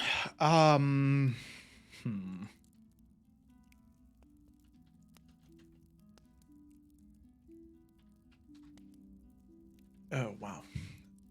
How about this? Give me some time to think on that. When I go to collect my entourage, so to speak, for going to the Accursed Isle, I'll poke around, see if I can find any answers to that, but to my knowledge, I don't have anything off the top of my head. The best thing I can think to offer now is send only a few of you in and stay near the exit, wherever that may be, and keep a careful eye on where you're going and track so you don't lose where the exit is. But I'm sure that was something all of you are planning on doing already. So let me think on it, let me ask for a round, and when I return, I'll hopefully have some answers for you. Thank you. Mm-hmm. All right, cool. Man, this has been a productive day. Well, that is good to hear.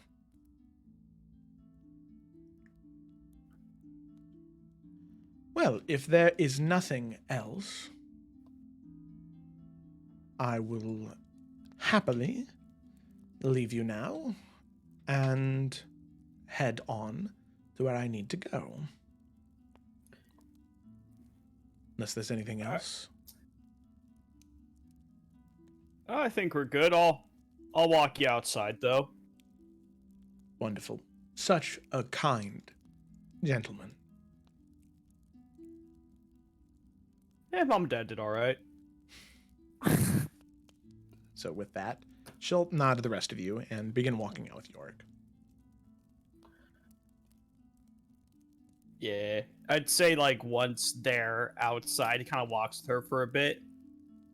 So like, I know you don't really like to talk about yourself, but like, you know, the hell's things good, productive, efficient, anything like that? Wait, sorry, what was the first part of your question? How are the hells and things? Is that what you said? Yeah, clearly like her spot in them. Oh, Because like she's doing stuff up here, but also she's doing stuff like York knows Yeah. she's doing stuff down there, even if he doesn't know the Yeah. details. Sorry, in my brain I was Not like, has the weather been weather? good? Yeah, that's what my brain went to. So she kind of nods and says, "Things are going fine down there. Not amazing, but with the vacancy of Osmodeus, I've had a little bit more room to roam, so to speak. It's been going well, but I've hit a bit of a wall, which leads me to my unplanned vacation time here. I'm hoping that, well, you see, there are some devils that wish to climb the ranks, that wish to ascend to great heights. And those devils in particular think that the best way to do that is to cling to Osmodeus. So, sadly, before I can descend any further, I need to wait for a job to be done with one of those, hopeful archdevils. The job should be finished in several days, and then I'll be able to go back to business as planned. But until then, I have to play a waiting game. You know, these attempts to relieve someone of their position, they take a little bit more planning and precision in the hells than they do here. Yeah. Yeah, no, I get that. And like, as they're talking, could York roll an insight to see like how she's feeling about how things are going in the hells? Like, I'm sure she's annoyed that like they're going slow because like she's made it clear that like she's annoyed about how things work there sometimes. Mm-hmm. But like, is she more concerned? Is she happy that progress is being made? Just like, what's her kind of overall? How's she feeling? Insight the checker. 23. 23. As far as you can tell, she seems to be annoyed for sure, authentically, but genuinely she's pretty content with how things are moving. She wished they were moving faster, but for as long as you've known her, that's kind of been her MO. She's like, things are fine, but I just wish they would move faster. I wish they would be better. Mm-hmm. But yeah. So overall, pretty okay. Just annoyed. Mm-hmm.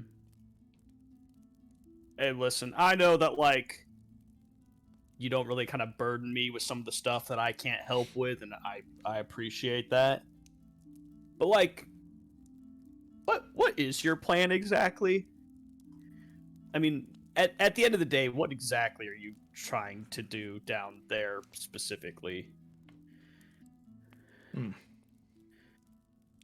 It's a good question. I mean, we're in this together in a way, you know? Just, I thought, you know, shit's gotten real complicated lately. Maybe you and I should be on the same page.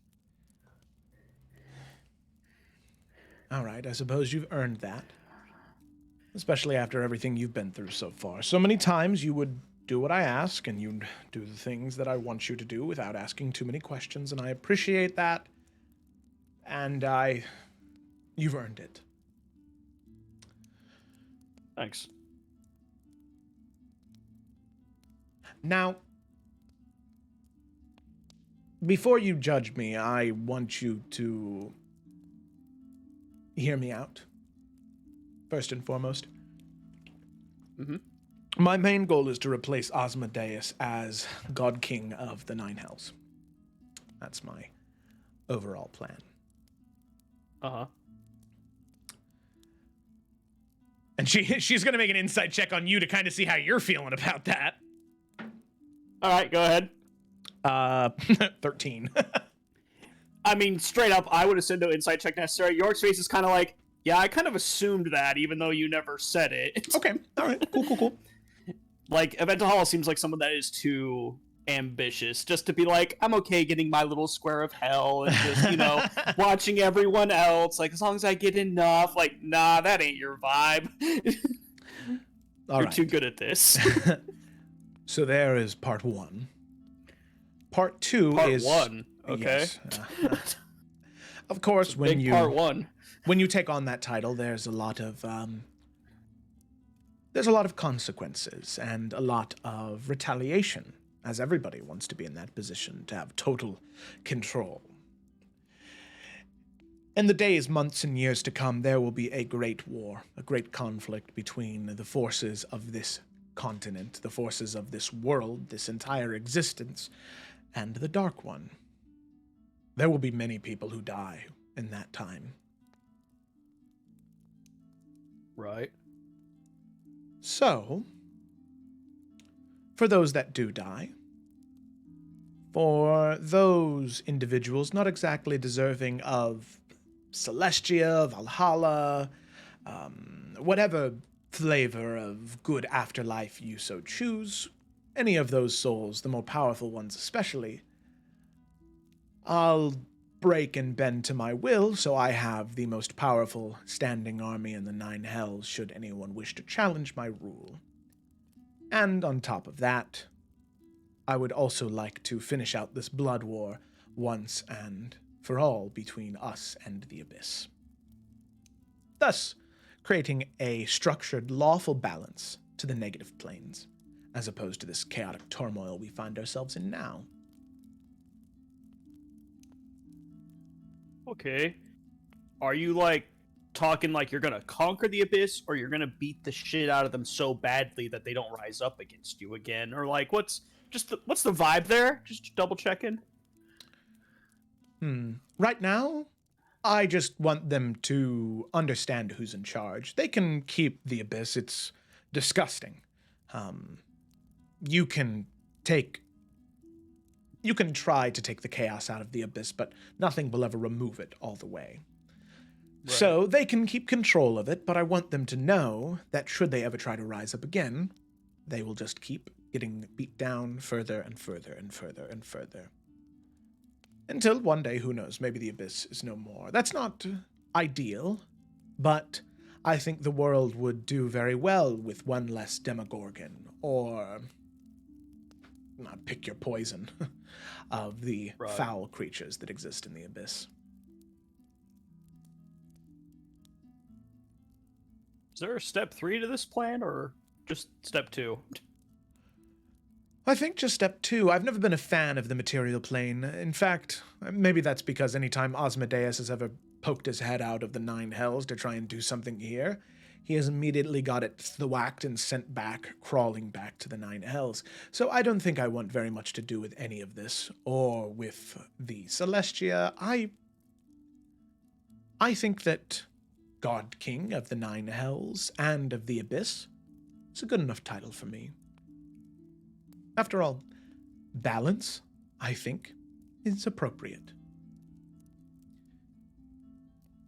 Yeah, I mean, it's better than what's been going on, I guess, right? Mm-hmm. Oh, the amount of times I've been sent off to my death by Asmodeus for some lackluster conflict on the demon waste by Calderaz, and I just would rather not have to do that ever again.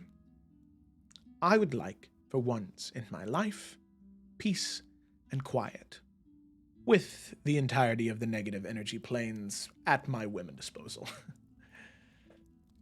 Who wouldn't? Yeah, sure. No, yeah, sure. And I want to be very clear that the material plane, Celestia, the Feywild, the elemental planes, the astral sea, can stay where it is. I don't want anything to do with it. Okay. All right, cool. I just thought, like I said, things are ramping up. Maybe it's good just to kind of keep me up to date on these things. So, no, that's cool. I mean, I don't need to know the details. I just thought general idea was a good start, Mm-hmm, of course. Okay. Is there anything you need from me up here? Keep an ear out for anything? I mean, I know you're pretty good at that kind of stuff, but, I'm here, and I know you don't like coming here. Yes, the air here is... I don't like it. But Asmodeus has an eye for that Eurydice girl. Should he ever poke his head back up or try to influence her in some way, let me know. Yeah, for sure. Yeah. I mean, you said he's still regenerating, right? So it shouldn't be for a while, hopefully. Well, he wasn't destroyed on the Nine Hells, so there may be astral projections of him that can affect people. A dream, a nightmare, maybe. Oh. Nothing corporeal, nothing physical, but he could still weasel his way in there somehow. Okay. Yeah. I can keep an ear out for that, for sure. Great. You are a trooper, Yorick.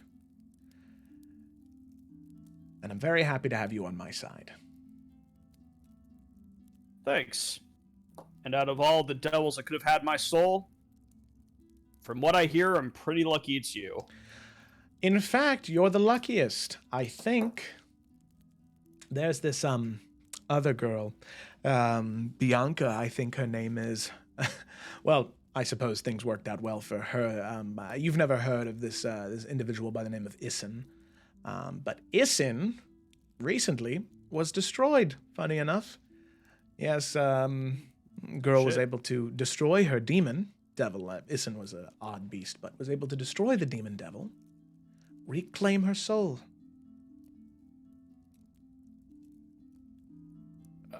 Can I get an insight on that statement as she's specifically stating that to Yorick? Yeah, exactly, which I need. She's also making an insight check on you. Okay, so make an insight check. She rolled a 19. I rolled a 24. Yeah, she Who definitely. goes first? you can tell that she definitely brought that up to see your reaction to that. Yorick's reaction is kind of like, "Why'd you say it like that? Oh, you think me? Oh, nah." All right, no. Okay, all right, and she'll nod. She'll nod. She won't say anything, but she'll nod. So I mean, he looks uncomfortable, but more of like the, "Oh, you think that me? Oh, no, Okay. no." All right. And she'll Yeah, nod. that's crazy. Crazy indeed. Mm-hmm. Yeah. Mm-hmm. Well, I have a few things that I need to take care of in the Nine Hells, find a couple of bone devils who aren't doing anything, and I suppose, hopefully I'll see you tomorrow afternoon with your artifact. Do you want me to not summon Craig for a few days? That way he can help you? Oh, yes, I love Craig. Please. All right, perfect. Okay, I'll leave him to you then. Wonderful, wonderful. I wonder where he is now, actually. Oh, I think I have an idea. All right. You don't want All to right, know. well, nope, didn't ask. All right, hey, just be careful, right? I mean, I know you can't like die up here, but be careful anyway. Of course, I will. And you too, Yorick. Thanks. All right, have fun. I'm gonna go. And he just turns around. You can see that as you go to turn around, she didn't need to step outside. There's just a torrent of flame that surrounds her and she's gone. I wasn't sure if she could teleport inside the tower or not, so. That's fair. And Yorick heads back inside. Okay. All right. So you head back inside, and for those of you that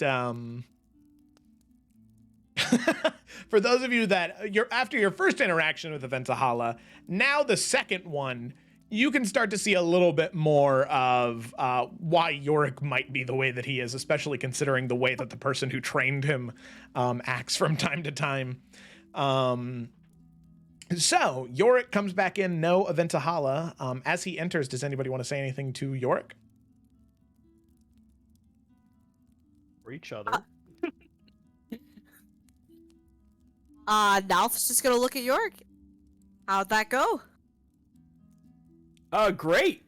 Yeah, no, she's gonna take Craig for a few days and some other bone devils to, storm the castle, island, whatever. Yeah, no, and, yeah, we were just, like, touching base, because, like, she's obviously up here helping, and, like, she knows what we're doing, so I was like, hey, what are you doing? And, yeah, heard about her plan, and I mean, like, hey, I think having a united Hell army face the Dark One, that's pretty good for us. I mean, yeah. I absolutely agree. Yeah, because devils Can't and turn our nose demons. to that kind of help. Yeah, so... Yeah. Then, yeah, get the Abyss in line, and then, leave the material in the negative planes alone. Yeah, no, things are, going well, it seems. Huh. For once, that's good. Yeah, like I said, productive day. Twig, were you gonna say something? No, I was. Yorick's on his bullshit. What? She had no. What do you mean? Thing to add.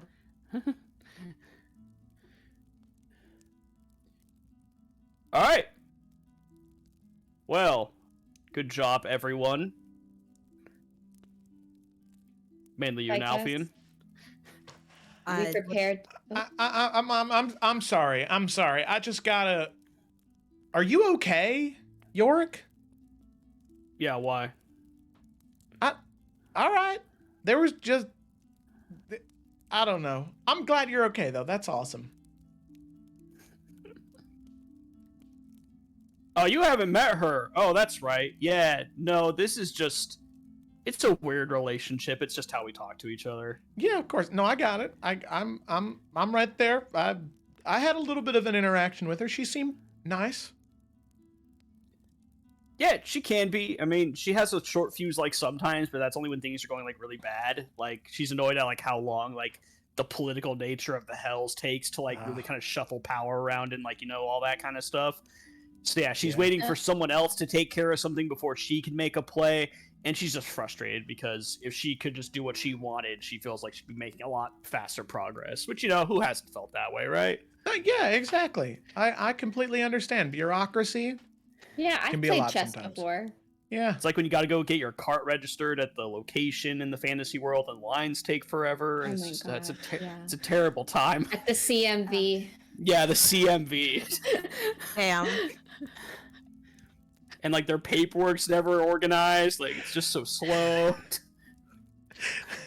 Wait a second. The D in DMV, doesn't it stand for directory? Nope. It probably No, I'm just does. kidding. I don't know. Bureau. Okay, so sorry. BCV. The Bureau of Motor Carts. No. Yeah. Dropping the Yes. joke. Lila. I thought it was funny. I thought it was funny, Thank Felicity. you. Thank you. Lila's dropping the joke. I enjoyed the I'm joke. glad Aventahala and you are cool. She's gonna leave. Good night, Lila. Did I say something? No, No, it was God. Lila hears voices in her head sometimes, and then then Oh. proceeds to feel bad about them, I suppose. Remember when you said you liked that dress and she just threw it on the ground? Yep. That was funny. Yeah. All right, well, I'm going to bed. Good night. Does anyone do anything, or do we all part ways? I actually do need to. I wanted because if. Use your words, Felicity. I can't. If what's his Ephraim? Because I was gonna call him Zevran on accident. Ephraim is coming tomorrow. Did we ever Yes. decide if Belle is coming with us? What the frick, frack, snick, snack going on? Is that a Joe question or a party question? Joe, because I thought Belle was gonna talk to her parents and be like, "I want to go with Lila and do something dangerous," and they would have to be like, "Yes," or "No." You haven't heard from her yet. You do know that your dad was trying to spend as much time with her as possible at the college before he left. And he was supposed to leave tonight. So you should hopefully know something by tomorrow morning. Cool.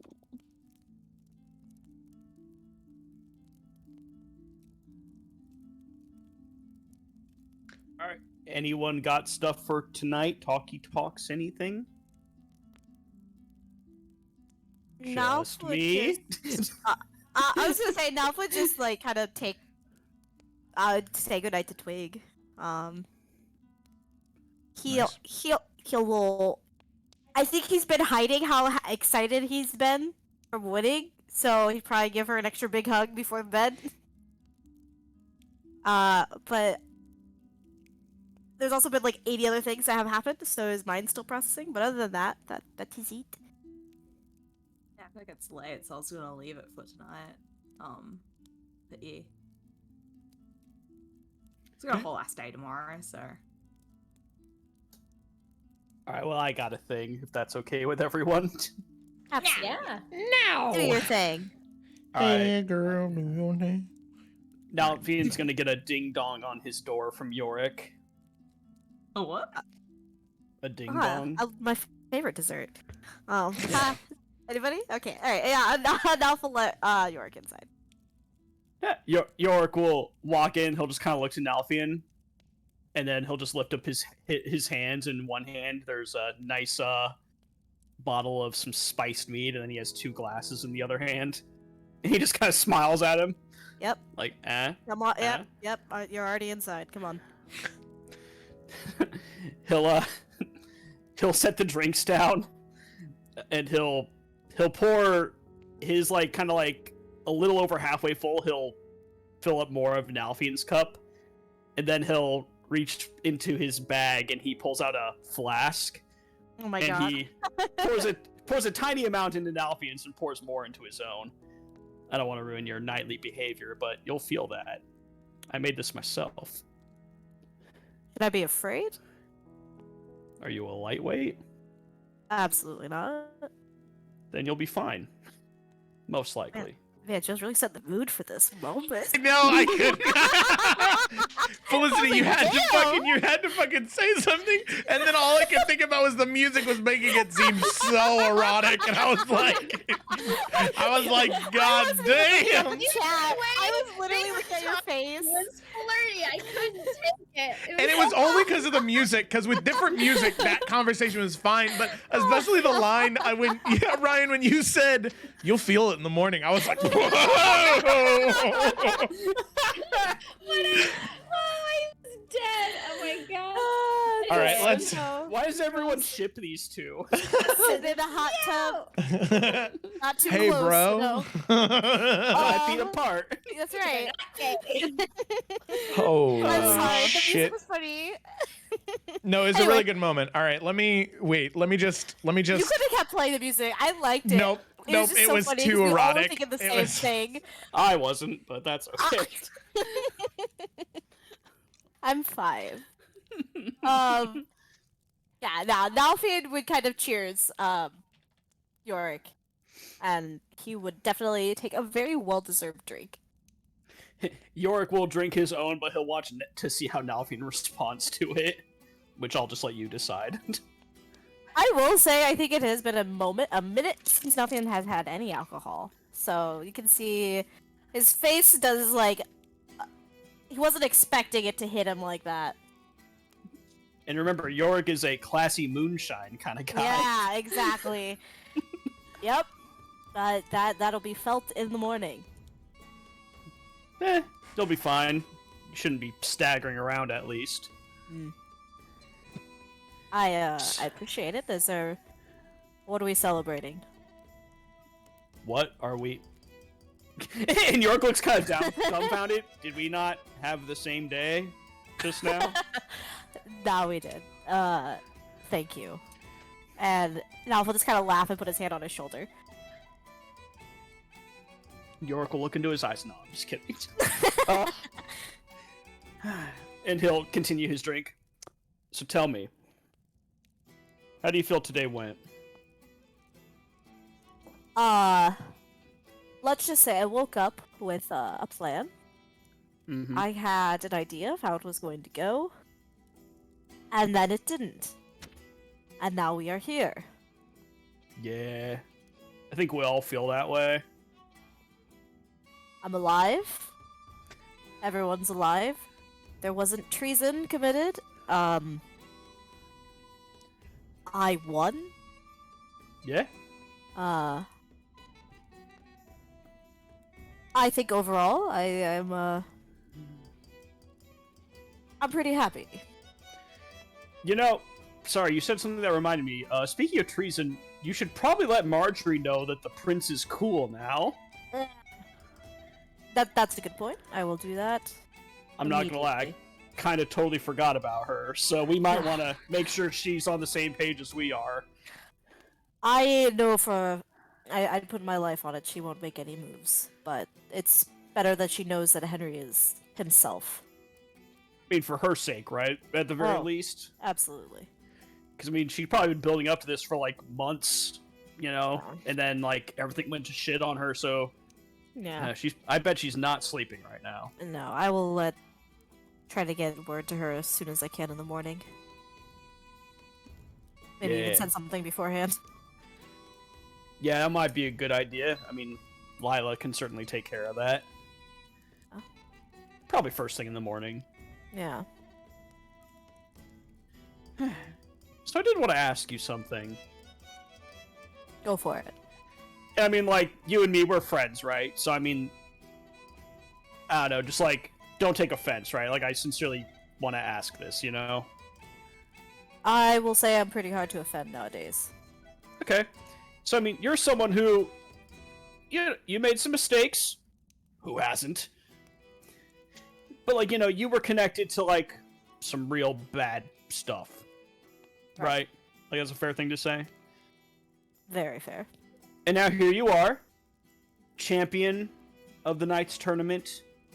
You know, noble knight of House Forrester, forerunner of Fate, savior of Highland Pass, savior of Hearthcrest. Pretty badass, right? Like, you're very accomplished. Thank No you. one could look at that and be like, not impressed, right? So my question is, like, how did you know you made it? Like, when did you finally decide that, like, you know, not that, like, you're gonna stop doing good, but, like, when did you do enough that you were like, hey, all that shit in my past, I'm not gonna hold against myself, or, like, I'm not gonna keep looking back on it anymore? Like, how'd you figure that out? Well, here's the I guess the sad part of this. Jorgen, I think you'll understand this better than most. No matter what we do, no matter how much good, how many accomplishments, I could win hundreds of these tournaments. I could win the Grid Lady's favor. I can... Everything that we have set out to do, and we've done, all these accomplishments, there's going to be someone, somewhere, who is going to take one look at me, who my mother is, who I'm associated with, and none of that means anything. Right? I mean... Yeah, but fuck them, right? You can never please people like that. Yeah. I mean for you. I don't give a fuck what anyone else thinks. I think for me, it was when... I think the first time Twig said that she trusted me. That's how I knew. If I can win someone's trust who has been... Well, she spent her whole life not knowing who to trust and people breaking it and keeping things from her.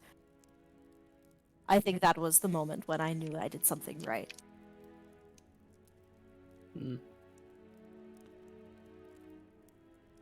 I could, again, win hundreds of these things. People could throw more flowers at me.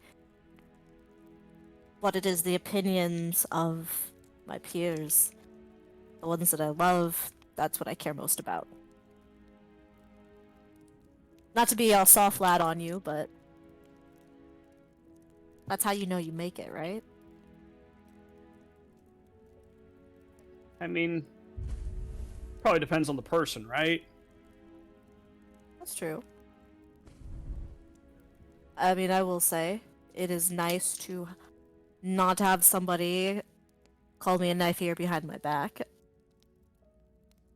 I'm sure I could walk through Raven Rock and still be accused of stealing something. But maybe if I walk down another street, someone will ask for me to shake their hand. You know, Twig and I had a chat a couple days back about fate. Yeah. How'd that go Like- for you? Oh, do you remember that day when you talked to me about your past and, like, I looked really pissed off? Uh-huh. And, like, you wanted to talk about it, but then we went back to talking about you? Uh-huh. And he just kind of, like, shrugs his shoulders, like, how do you think it went? She can be, a little hard to crack. That's a nice way to say that.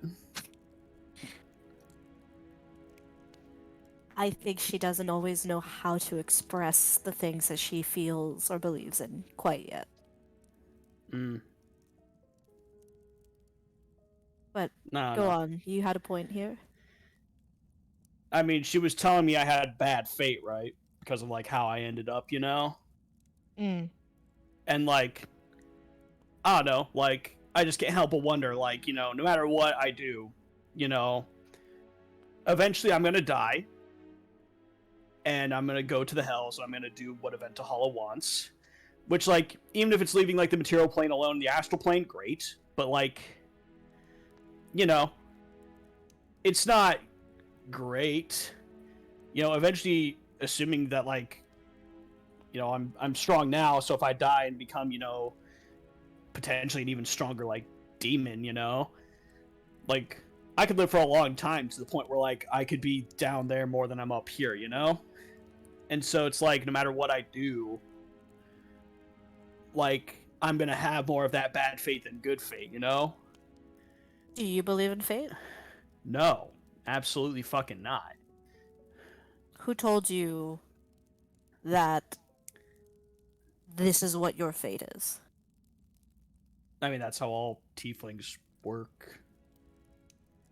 Every single tiefling you've ever met. I haven't met a lot of tieflings, so yes, actually. I was told a long time ago that I would never see daylight. My fate was to stay in the ranks, stay in the houses, make sure House Bainir reached the top and stayed at the top. My fate was not to be up here. But here I am. If you don't believe in that, then who cares what anyone else says? Fuck 'em, right? That's what you just said. Yeah, but like, Huh? it's not exactly the same thing. Is it not? No, I mean, no, like, She owns your soul, Yorick, I know. yeah. But you've made it very clear that she's different, right? Yeah. How do you know that there's not something you can do to get that back? Oh, I don't know. It's just, I mean, it's not so much that part I'm worried about in a weird way, you know? Right? What is it you're worried about?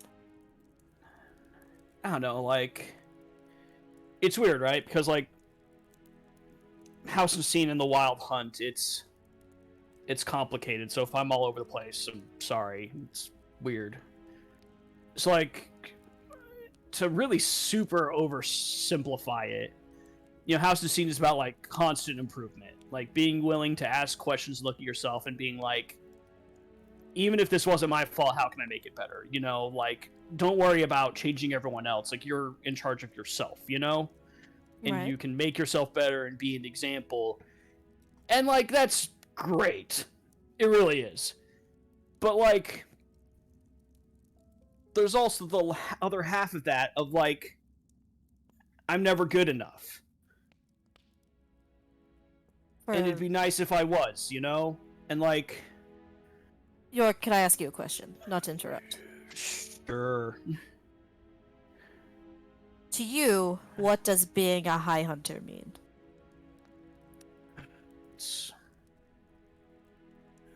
I thought it was going out and being willing to, you know, make big changes, to do things that could shake the world, you know, to hunt down those that needed to be hunted, to fight the fights that no one else even knew about, you know, make the changes to protect and save the realm that other people didn't even know was there. Alright. You still don't believe that, or you still think that's what it is? I don't know. It's, titles and expectations are hard, you know, because, like, you look back on all the people who have been what you've been before, and you want to rise to the occasion to be as good as them, but then there's the flip side of, I've learned everything from them, and is it my job to make it something more? So that whoever comes next looks to what I did, or is inspired, you know? So, I mean, I know that's not an answer, but it's complicated. I have many complicated thoughts. I think it's a good answer. I think that you are extremely talented in what you do. I think that you are a fierce warrior. You're very clever. This high hunting thing, I mean, look at what you've done with us in just a short amount of time. Yes, today, there's a lot of me out there. A lot of the shit that happened, I don't think I could have done if I didn't have someone watching my back at all times. If you didn't do what you did. I don't know who's out there telling you you're not good enough, or if it's just a voice in the back of your own head. But, it took me a long time to believe in this, but I thoroughly do, and I think changing my mindset has helped me. We write our own fucking stories, Yorick.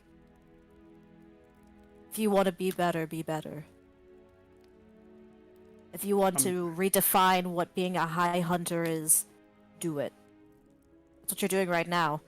We're gonna go to the Astral Sea and hunt down some fucking Forsaken. You're doing it. You're probably doing it better than anybody else whoever has come before you.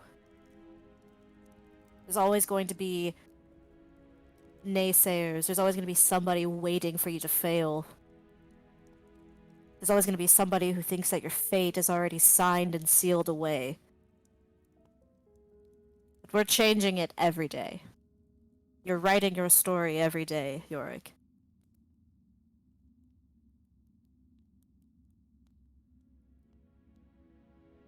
What fuck do I know? And Alf's gonna kind of smile and raise his glass. Yorick will kind of like weakly kind of like raise his and give a small smile. I don't know. I don't feel like today was a very good day for me. Why? It feels like all my instincts are wrong. Everything I wanted to do felt like the wrong decision.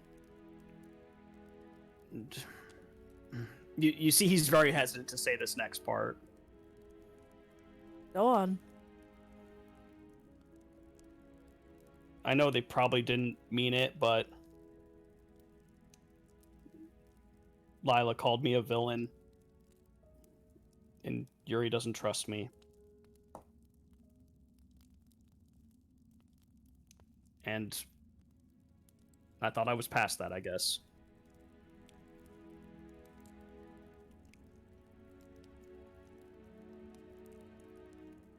Yorick, you're not a villain. Nothing you've done to us, towards us, or for us has been any type of act of villainy. And I'm sure in whatever context it was said, it was not meant maliciously, but I understand intent sometimes doesn't make a difference. I think you should speak with her about it. And I'm sure it'll put your heart at ease a bit about it. Lila is new to this. This world is something that I don't think she was quite expecting. She's adapted extremely well, extremely quickly, but there are still pieces that she might not understand fully. But I truly think if you talk to her about it, I think she would clear that up quickly. And I mean, like, I know she didn't mean it like that, you know? Like, I know that. Like, I'm not stupid. Lila's Lila, you know? Mm-hmm. But still, you know? I understand.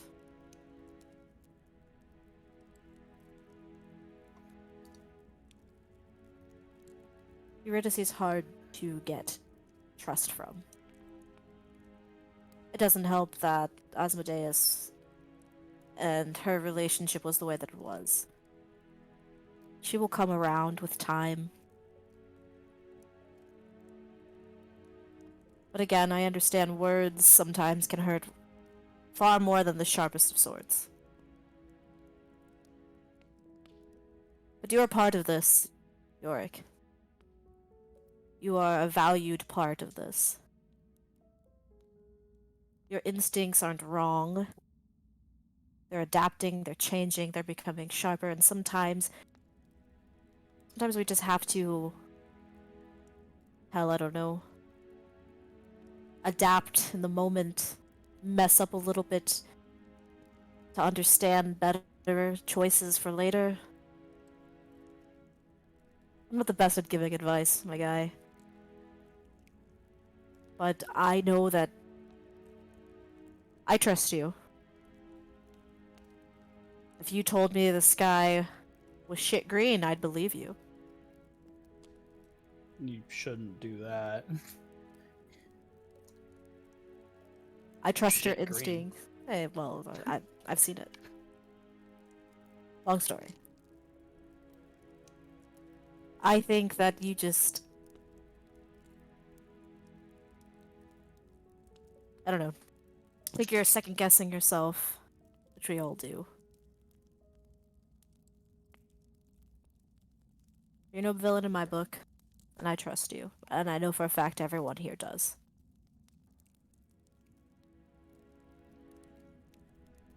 Thanks. I think I just needed to hear it again. Anytime. There's enough people out there calling us monsters. It's nice to be reminded that we're not.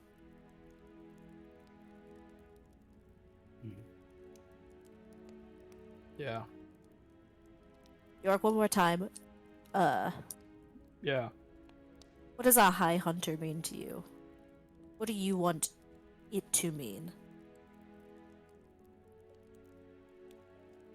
York kind of leans back and thinks about it for a little bit.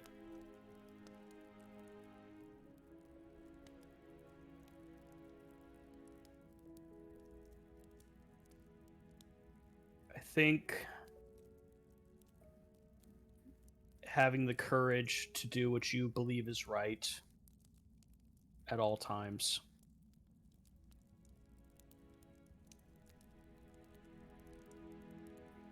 I think that's what I want it to mean. Right? Well, that's what it means.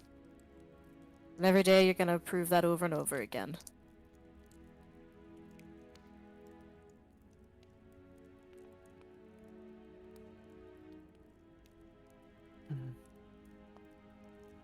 Can't control what people think, right? Can only control what we can do. Exactly. But if we could, that'd be pretty cool. No, I'm kidding. I'm kidding. No, it would be fucking great. Well, One day. One day we're gonna change a lot of minds. I think you already have. I don't know. Sometimes, you get wins like today. Other times it's a little bit more rough. And I think and today it was rough for you, friend. But tomorrow's a new day. You know what's funny? What's that? I mean, we saved the realm today, you know? And probably 10 people altogether knew it was in danger. Nope. No one else had any fucking idea. And the funny part is no one ever will. Man, if I think about that for too long, that's going to be frustrating. Yeah, don't. He teases. Well, you got smacked around by a bunch of knights. I know you won, but you still took a lot of hits, so Yeah. I should let you rest and recover. If it's any consolation, they don't hit as hard as you do. Yeah, you're lucky Still I didn't fucking enter. sucked. Yeah. Thank you for the drink. I appreciate it. Oh, did you like it? Yeah. Insight check. Like I said, it's been a minute since I've had anything to drink. It's a little strong. Your kind of smiles, and he just in the air tosses the flask over for Nalfine to catch. I Yeah, won't tell Nalfine catch Twig. Nah, I appreciate it. Don't drink that all at once. You might not wake up. Absolutely fucking not. Good night. Good night, Nalfine. And he'll take his leave back to his room. Okay. Alrighty. Wonderful. So with that, Yorick, you return to your room, and Nalfine, you are left alone within yours. So Nalfine, is there anything else you're doing before heading to sleep for the night? Nalf will kind of put the flask away, and he'll finish the drink that he currently has, but then it's been a long day. He's going to bed. Alrighty. So, Nalfine, you head to sleep. As you lay down and close your eyes, you find peaceful sleep. However, you begin to hear the sounds of a forest at night. You can hear the sound of water rushing around you.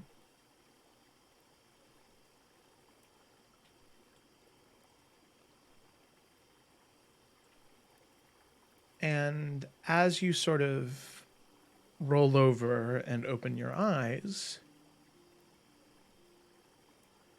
you're currently laying in what looks to be a grove of some kind. In front of you, this massive lake, streams rushing past, flanked on all sides by trees. It is warm here. It's comfortable. As you look around for a moment, you're alone. Till you see the water in front of you begin to shift. 4 or 5 different areas, there are these small warbles. You can see a dot, and the water shakes out from that point.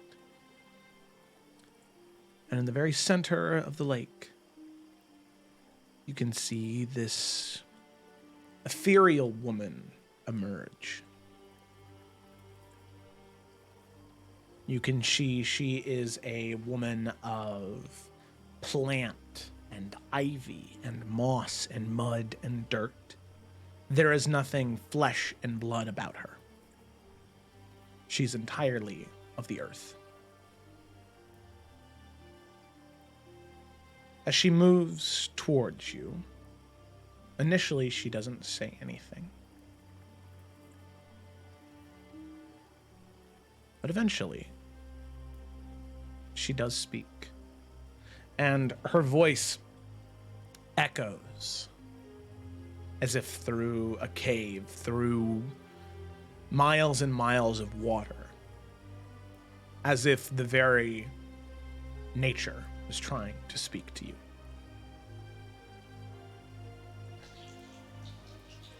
Nalfian, Forester, I have heard much and seen much of your great deeds. Congratulations on your win in the tourney, and even more so for what you had done for Henry. Only the most valiant knights are willing to sacrifice everything for others. I think Nalfian, realizing what's happening, just kind of like scrumbles up and immediately, I guess, bows. Thank you. Thank you very much.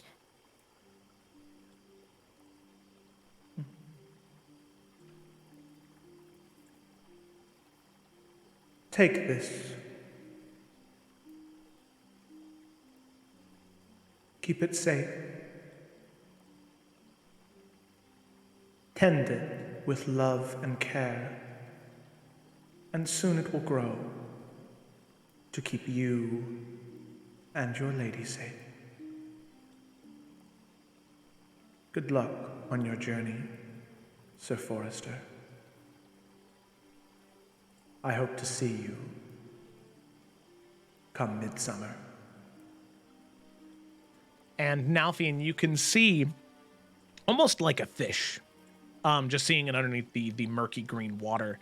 You can see this thin, maybe 7 or 8 inches in length, sort of swimming throughout the water until it eventually stops and hits the murky bank that you're currently standing in front of. And you see as it moves up and embeds itself into the dirt in front of you, you can see it's not a fish or any type of creature. Looks to be some type of bracer, like for armor. You can see that the bracer itself is leather. It is a deep, deep, dark brown leather, almost black. Inlaid in the bracer seems to be not gold, but it looks gold. It's very strange. But it's in the shape of a tree. And you can see coming off the branches of the tree these sort of like tangling vines. And it looks something very similar to this. And I'll go go ahead and make sure everybody can have access to that.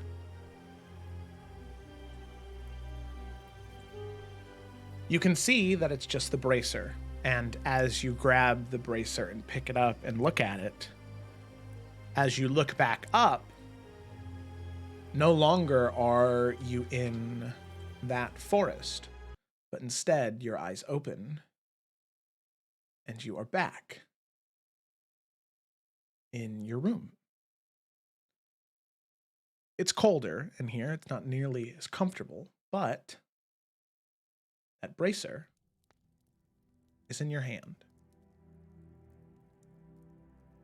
As you look down on it, you can feel the ridges along the bracer, the hardened leather that it is. And just touching it, it feels as though nature itself is singing through it. And as you look at it and smile, you can see the bracer itself begin to grow a small bit. Begins to shift and change. As the bracer, the laces that weren't present before, that would allow you to affix it to yourself, just thinking fondly of this thing, looking at it with a smile, giving it love. You can see the laces begin to grow. These vines emerge and harden, shifting into leather. As now, the bracer can be attached and worn. Currently, there's no magical benefit to it at all, but provided you continue to love and care for this bracer and what it stands for, who knows? Maybe one day, it'll grow into something else. I think, sorry, that was funny. It was like a chia pet. I know it's late, but Nalfian would, he's gonna be that guy. He's gonna go to Twig's room. And it's they're both probably, oh, I guess it is just Twig, right? She has her own room, right? Mm-hmm. No, he's gonna knock, or beep, or buzz. Yeah, Twig, you can hear this as you're dreaming about, I don't know, gumdrops or some shit. I don't know what. Damn. You can hear this ding on the inside of your head, which you would know as somebody trying to enter your room as you hazily wake up from your beautiful dream of sugar plum fairies. Terrifying. Fucking being asleep and then hearing like a doorbell ring. Yeah.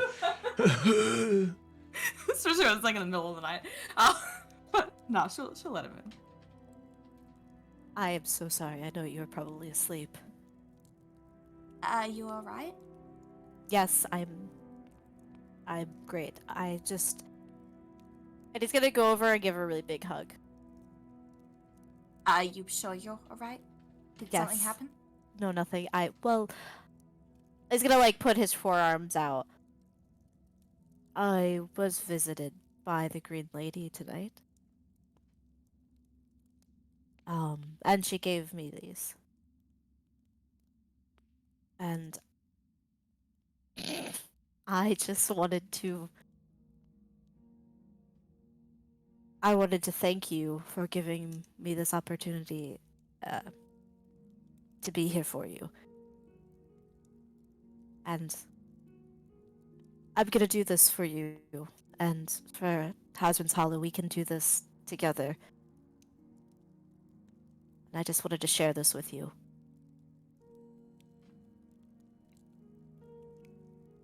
She like opens her mouth as if she's gonna say something. And then like not sure what she wants to say. She's just gonna hug him again. Just really hard, really strong. Strong big hug. Oh.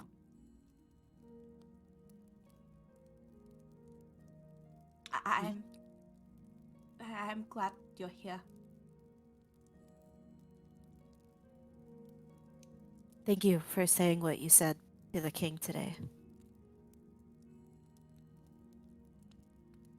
Well, I certainly mean it.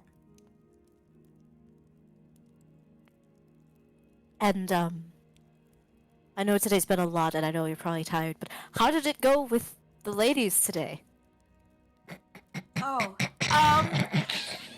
well, I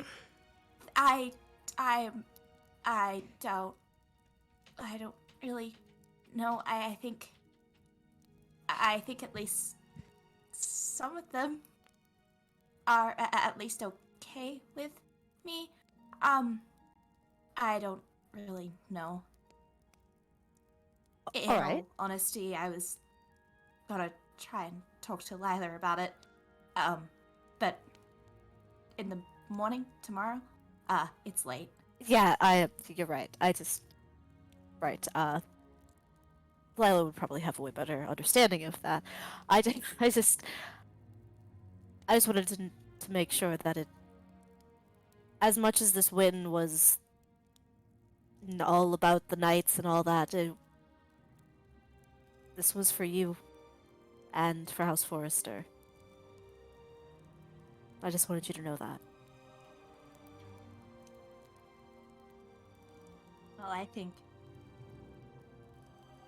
the house really could use some wins, finally, so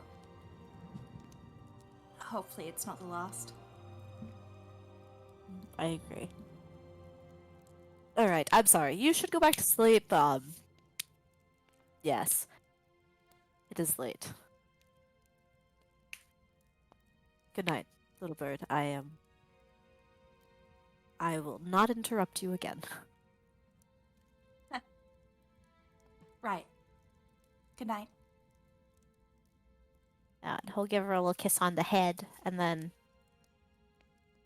not be intrusive anymore and leave. Now, Finn, as you do that final kiss on the head before you leave, there is a set of vines that spring out from the bracer. They climb up your arm around your shoulder and back down your other arm and begin to form a similar bracer around your other forearm. I see. Which Twig, you see that? Twig's just like staring at it like, what the fuck? But it's PG because it's Twig. What the heck? Yeah, what the heck? Oh my goodness! Yeah, does that. The more that I nurture it, it does that.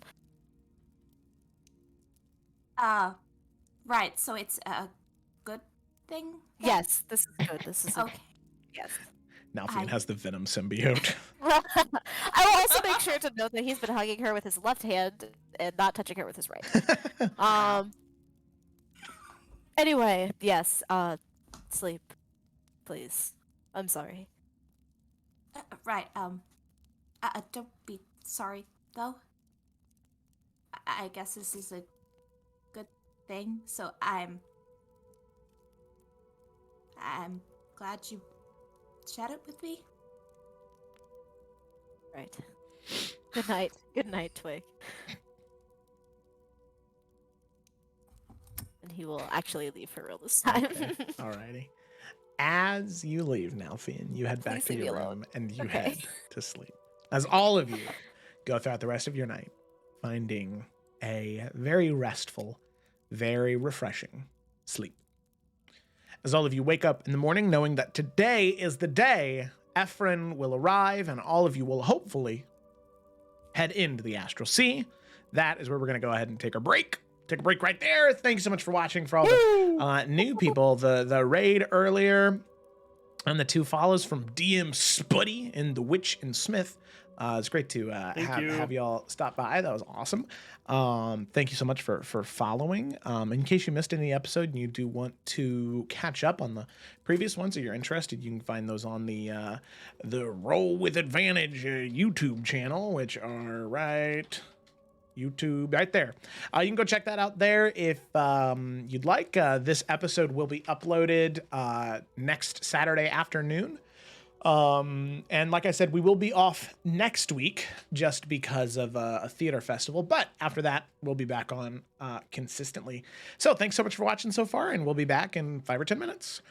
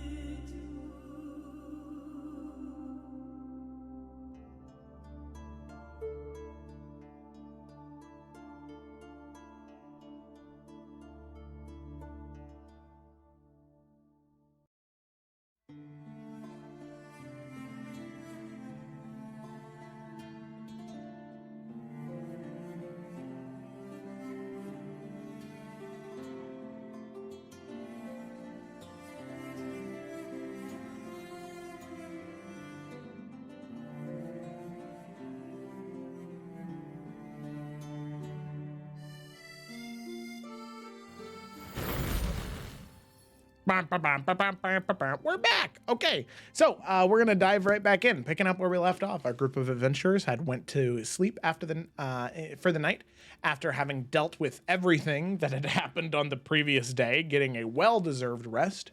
Nalfian receiving a gift from the Green Lady for his knightly behavior and his good effort to eventually, hopefully, becoming her champion.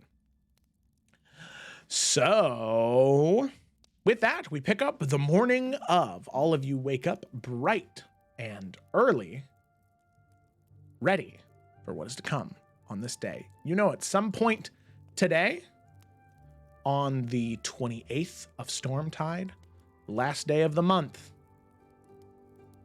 sometime very soon, Ephron will be arriving with the ship, his own ship, to take you to the Astral Sea in an effort to hopefully save Iverion. So, as you wake up on this fateful day, is there anything anybody would like to do? This is going to be your last opportunity to do anything on the material plane. So that means that sending on the Astral Sea will not work to anybody else on the material plane. Damn. Wow. I thought we were gonna have a boat ride to the Astral Sea. Oh, changes things. I mean, do we have any sendings that we need to send out? I thought Yorick had one. Well, Oh shit, yeah. Well, no, we need to contact Marjorie, but York was Yeah, leaving that up to yeah. Nalfian and Lila. Yeah, But, I'll I mean, get that taken care of. I had a personal thing that York needed to get done. So, I mean, if anyone, but I feel like York's been talking a lot, so if anyone else has anything first, I'm happy to wait. But he definitely wanted to do it before Ephron showed up and things got complicated real quick. Yeah, I mean, I know Lila was going to, whenever she and Twig kind of like, I assume they're probably like getting ready, you know, packing all those things, maybe looking through crap to take or whatever. I think Lila, like, kind of between that, just kind of would like go to check in with Twig. And she would go to whatever room Twig's in at the time and just kind of be like, hey lady, how are you doing? I'm doing all right. You can just call me Twig, though, please. Oh, I'm sorry. I didn't mean lady in like, I was trying to be, Oh, okay. trying to be chill. No worries, Twig. She'll like sit down next to Twig and just be like, I just want to check in to see how you were, you know, feeling. Given that, I mean, there was a lot of eventful stuff at the tournament, to be fair, but that was also, we knew it was going to be a lot for you, and I just wanted to see how you were feeling after everything. Oh, well, I mean, I guess I'm glad things went the way they did. In terms of, you know, Nalfian winning and, well, I guess the good that ended up happening with Henry as well. But, I mean, I suppose I was honestly going to try and find you at some point, too. Because with the ladies, I guess you seem to know more about that kind of society. And, well, I think, well, the conversation was mixed, but one of the things I suppose that I didn't know what to say to was when any of them were going to offer support in helping with Hasm's Hollow, they wanted to know what they could have in return. It wasn't just enough for them to help. And, well, I didn't know what I could even offer and what I could give, so I don't know if you had any ideas. We're gonna need people to help, and so I want to make sure that there is people there, but I don't even know what I could give. Right. And that completely makes sense. In my opinion, on a human level, it feels like a lot to ask of a little girl who's rebuilding her kingdom that was stripped away from her family, to expect her to have an answer. So in one regard, I'm not surprised. It just says a lot about certain people's characters. But they're also not wrong. To provide aid is to give a lot of their resources, and every house, just like you, wants the best for their people. And they don't often, it depends on the, society, but Iverion's houses are all very independent and strong, with one kind of mild king over it. So we don't work quite as unified as some kingdoms. So at least at this point in time, a lot of them are going to want something in return. Now, like what you said, there's not a lot that at this point in time you have. So it's more promises or IOUs, which is hard because you have to fulfill those things. Kind of like, now some could be written contracts, and some could be as loose as like your mother's, betrothal that she made for you, where there wasn't anything written, that was just a promise. And of course, looser things like that can fall through when there's no written contract or anything like that. So sometimes it's like by a handshake, sometimes you just ask what they need in return, and obviously researching things like if you just want to know more about what a house tends to like deal with, or even previously what House Forrester used to provide for other houses and what they would give in return. Often these things come more in like a trade and business kind of oriented thing, but this is a special situation since it's more militaristic. So a fair thing you could say is you could bring up some things you may be willing to potentially promise to people and ask what they need. Because your need is very clear. Not all houses have a very clear need. Does that kind of make sense? Right. And I asked them what they would even want, and it's not like they gave clear answers, though. Mm-hmm. I'm not perfect with politics. My family doesn't do too much of that. It's a lot of show. It's a lot of manipulation and fluffy words and people hearing what they want to hear at the right time.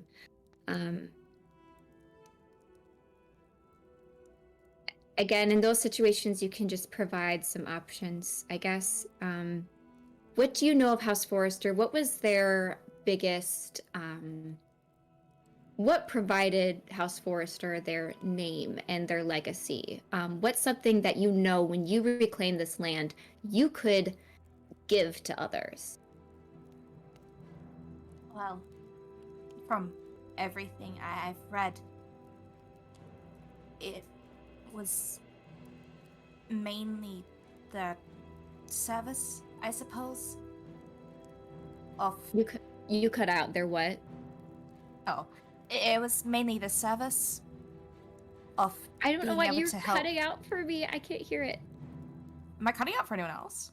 No, I think it's just me. I've been having a little bit of internet issues today. And it's like that No. one word. You say like service or something? Are you saying service? Yes. Okay. I'm like, is she saying service? Okay, sorry, go on. The services, in terms of maintaining relations between Iverion and Tarkia, I suppose, as being, well, one of the southmost houses, it kind of well, it's kind of the border, I suppose, to that. And so the best place for, I guess, a more neutral place. Okay. Not in its entirety, of course, but I guess just in terms of its positioning. That's a great resource.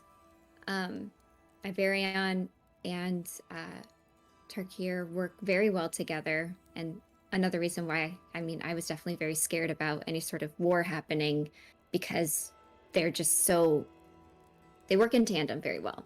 So that's a really great thing to rebuild and get connections there. The other thing you can do is reach out, because there's not a great trade route actually right now to Iverion. I probably, you know, now that I'm thinking about it, what happened to Hazard's Hollow is probably the reason why there's not a great trade route. I know my mom works mostly more north, goes more north, even sometimes west, but not very south. So that's something I could even, you know, work out with her. Like, it's all, you'll learn quickly. It's all about connections. So, like, you're gonna be, especially since you already know that, like, they were a thread from Iverion, from Tarkir to Iverion. Your next step is going to want to be rebuilding those relationships that your house already had with Tarkir. Do you know what relationships those were? I mean, not really. I imagine there would have been at least some good relations between House LaPierre. It's well, it's where Elias was able to go after he was exiled, so I have to imagine there was a reason for it. Okay, then I think that's a great first step, and that's a great thing to present. And you can be like, look, I can give you the promise that I'm already going to be making these connections, and that's already in my plans to work out. If that interests you and you want to be in on that, if you think you can assist me even with that further to benefit you, and you can work out what kind of benefit, what kind of trade they want, what kind of relations, are they needing just safe passage to Iverion, things like that. I think sometimes people just want to hear concrete, any sort of, I know Nalfian says this a lot, any sort of like confident, it's all about how you word it too. So any sort of confident offer, I think, will help get their ideas flowing, because they may be like, what can anything, like, kind of like just throwing options out there might then get them, they might not even want that, but like hearing that you can even come up with something that's a little concrete, not completely, but like something that, you know, is actually pretty easily attainable just with the history and everything, should help you with some leverage there, if that makes sense. Right, and well, I suppose there was one thing that was mentioned. There was a curiosity, I suppose, as to what was going to happen with Dragon's Bay. Yeah. I feel like if with your own family's history and skill with it, I suppose if they were asking about it, maybe it was to do with trade. And if that port, I suppose, could be made safer, then is that if you could, something they'd want? That's a really great thing. And to, instead of, because I'm sure a lot of people have their eye on it right now, even if location isn't the best, it's a really valuable place. And it's a very great position for House Forrester. So any sort of connection they can have to make it easier for them to access that really great resource is a very valuable asset for leverage on your end. Right. Although I guess we need to claim it first, and that is a different thing than Hazard's Hollow. I suppose it's mainly bandits there now. I mean, at this rate, we can handle bandits, right? Like, Right, well, but it's... I don't know if bandits the right word. Part of me really wants to say mafia, but that's not. Gangs? Yes. We happened to be traveling there when it was collapsing, I suppose. Mm. And so I would imagine by now, although nothing concrete, whoever's there would be a bit stronger than just bandits, I suppose. Most likely, but think about what kind of power they're holding right now. It's very chaotic. Let's even give them the benefit of the doubt that it's somewhat lawful in some sort of way in their own code or structure. There's cracks. What you want to bring is order. Law and order are separate for a reason, because even if they have some sort of rules or code that they try and follow, it's all going to be focused on probably a greed source. And I mean, I don't know enough about bandits, but like, it's not structure, not real concrete structure. So whoever's there right now and whatever they're growing, whatever power they have, maybe I'm too confident, but I don't see that as a threat you should be afraid of. A challenge, potentially. But at this rate, the only people I'm afraid of is the Dark One and 13. Some bandits, I think we can handle it. Not to like, blow it off completely, but I totally see this as a foreseeable thing for you and totally achievable. Right. I suppose that's good then. I just want to make sure that it's done right. And make sure that people are actually going to be willing to help, I suppose. What you can do today, before Ephraim comes, if you would like, or we can wait and you can think about it more till we're back from the Astral Sea. You can send out some official letters with some offers to people who you couldn't get any concrete answers from, or people who were on the fence. Basically putting out there what you plan on achieving and what you feel like could be a good offer for them, for their support in order to get your home back. And some people are going to say no, and some people are going to doubt, and they're just trying to, even if they're rude about it, at the end of the day, everyone's just trying to protect themselves and their home. And we can't be too upset about that, since that's what we're doing as well. Right. I also wouldn't mind if I could get your help with that, I suppose. Oh, of course. Easy. Honestly, we can draft up a letter, and then I got this fancy new spell, and she's basically a copier. So she's got a copy spell. But she'll like start to show Twig and like start to draft up something, but then say, before we finish this, and before we completely move on, the betrothal. Oh, yes. Right. Right. I feel like that should be addressed before we go to the Astral Sea, right? Probably. And I know it sucks and it's awkward, but they're a good house. And you don't have to say yes, but we need to figure out how to say no and not cut the tie. I mean, assuming you want to say no, unless you've changed your mind. Well, I mean, I feel like just saying what I guess everyone else was saying when we initially discussed it. That due to circumstances, no decisions on that matter can be made at present. Not until that house is at least secured. until Hasmond's Hollow is cleansed, fixed, whatever it needs.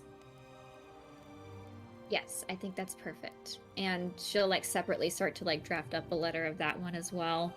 And then say, have you thought about legacy? I know it's super soon and Nalfian would kill me if I said anything like that.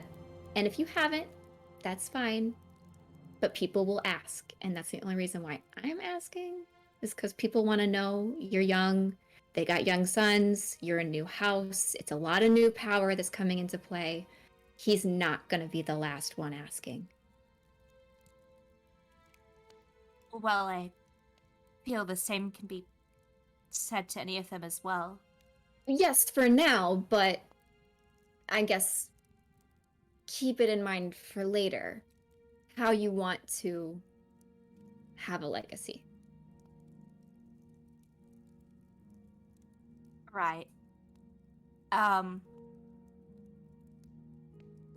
feel like that can wait till later, though, right? It definitely can. Yes, I just... Nalfian won't want to hear it. Yorick probably wouldn't bring it up to you. I don't know if Eurydice would, so I guessed it's me. I just wanted to let you know what to expect. But think about it, you have plenty of time to think about it. But it should be on your duties as a lady. There's going to be a lot of them. But I just didn't want you to think that that's one that will just go away. That question will remain. Right. Not all things need to be dealt with immediately, though, so it should Correct. be fine. Yes, it's fine. It is. And she'll finish drafting up the letters and show them to Twig for her to review. How do these sound? Yeah, I mean, I'm sure they're all fucking perfect because Lila's perfect moi.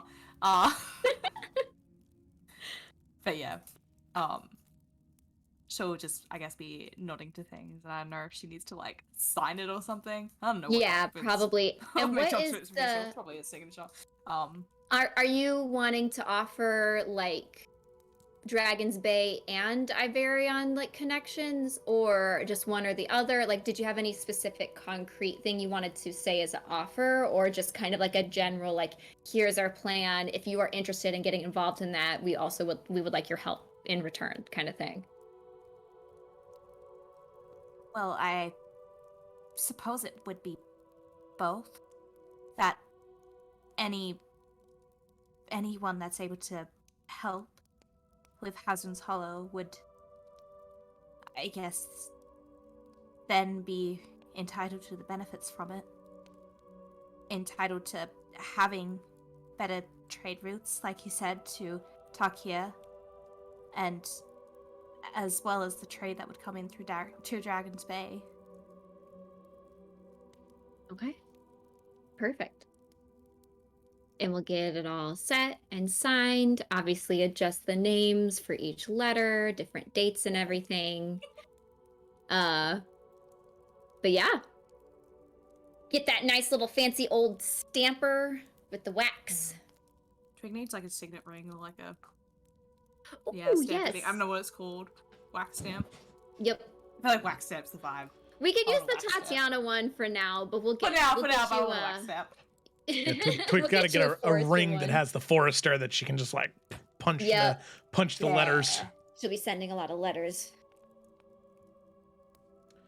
All right. So with that, Felicity, what I will ask of you is, you're the one who came to Twig with this, and this is a letter that is being sent out to many, many powerful people in Iverion and Tarkir.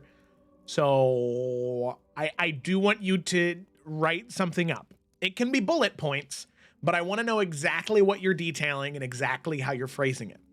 Okay, I'll get a Google Doc with Okay. Gemma, because Yeah, I was gonna say, we obviously can collab. Twig This has. was a collab.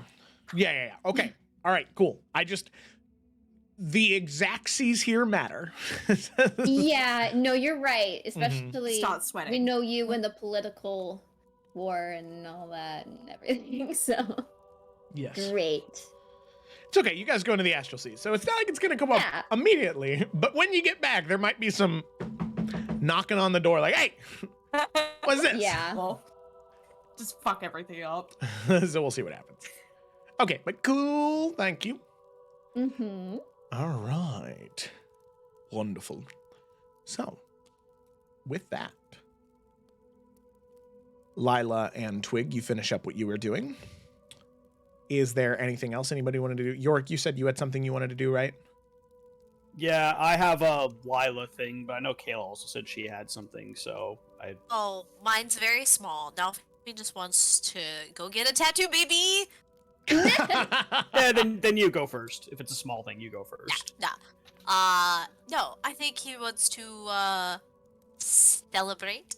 I think there's also part of him that's wanting to kind of like, because of his past, I think he would love to get, is his hand better today?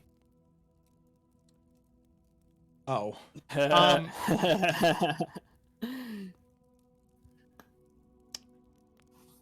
Were you going to get a tattoo on your hand? It was not on his hand, but it was gonna be both arms and across his shoulders. All right. Because you won't have an opportunity to do this for a while, we'll say the bracer of the Green Lady Okay. removes a day of the corruption. Woo. Thank you. Yeah, no, like I said, that's gonna be a big thing. Like, I think like wanting to move on from some things. Nalfian has a lot of old scars on him, and I feel like he would love to get those finally kind of covered up. So, I imagine he'd find somewhere. We'll sit through. That's a 12-hour tattoo session. We'll do an old school, baby. I will say, not magically do it. as you're leaving the tower, going on your way, I will say Blossom sees you leave, and is like, hey, where do you think you're going? I'm going to go and get a tattoo. Do you want one? You know, actually, I've been thinking about getting another one. I will come with you. Another one? There's a lot you don't know about me, Sir Knight. What is the first? The first one I ever got, I've got about 8. And she's gonna start to go through them Okay.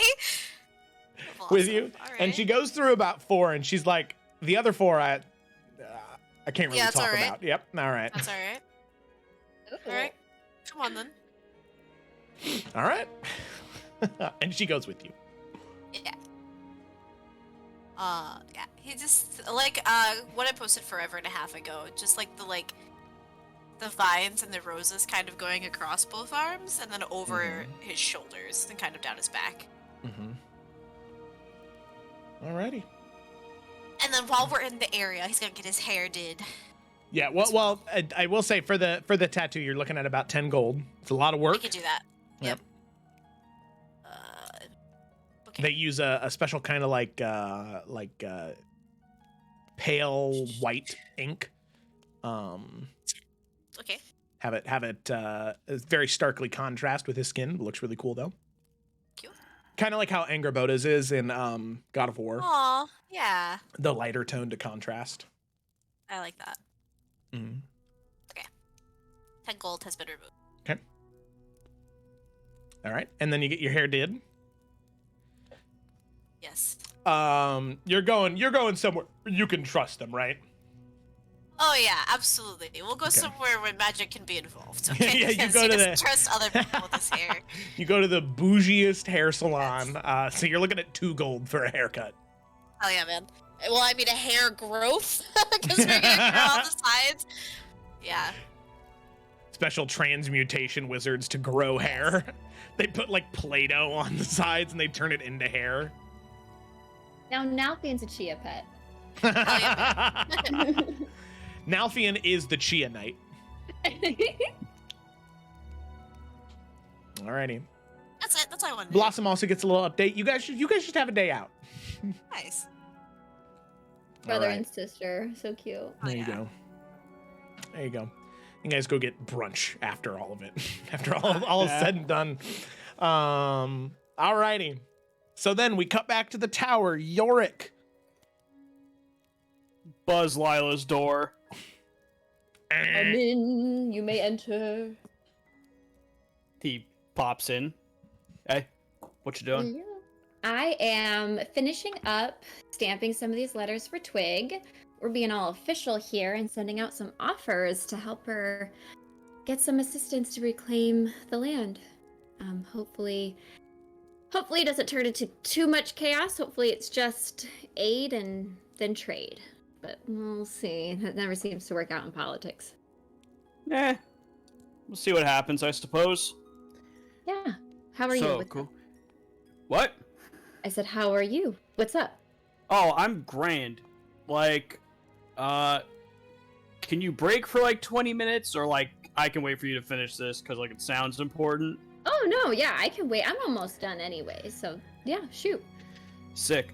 And Yorick will pull out a bag he had and he'll set it down in front of her. And Lila can immediately smell it. There's a bunch of incense in this bag. So, remember like when we totally had that in-canon conversation where we told each other our spells and what we were capable of? You remember that? Yeah. Cool. So I was wondering if you would cast a spell for me. You called it legend lore, I think. Yeah, that should be. Yeah, I can do that. Cool. And I brought all the incense that you said you needed for the spell. Okay. 250 gold worth, which I marked off on my cheat joke. Oh my goodness, dude, I have that already. Well, you're doing this for me, so it's only fair that I pay for it. Okay.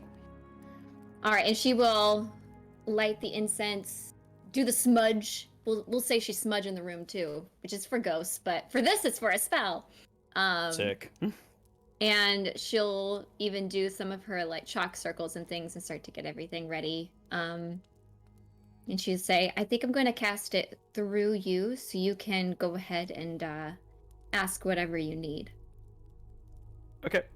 Joe, is that fine? Like, you've let us cast spells through other people before. Is that something that you'd be willing to do with this case as well? Okay. Totally 'cause fine. I didn't really ask you.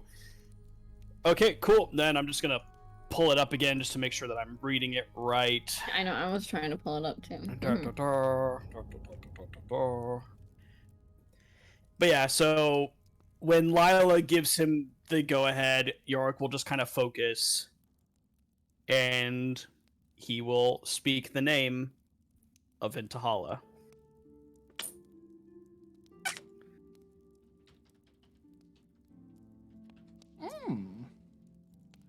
Interesting. I know how much you love your improv, Joe. What do you mean? Well, you do. Never Love improv. improv. I know everything. Okay.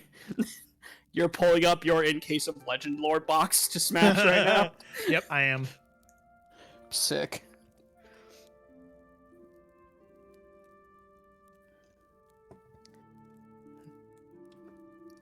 He looks over to Lila. Nothing's happening. No, I'm just kidding. Be patient. Hits him with some incense. Man. Ooh, cinnamon.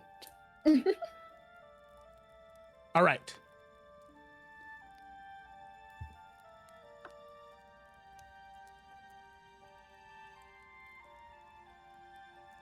Okay.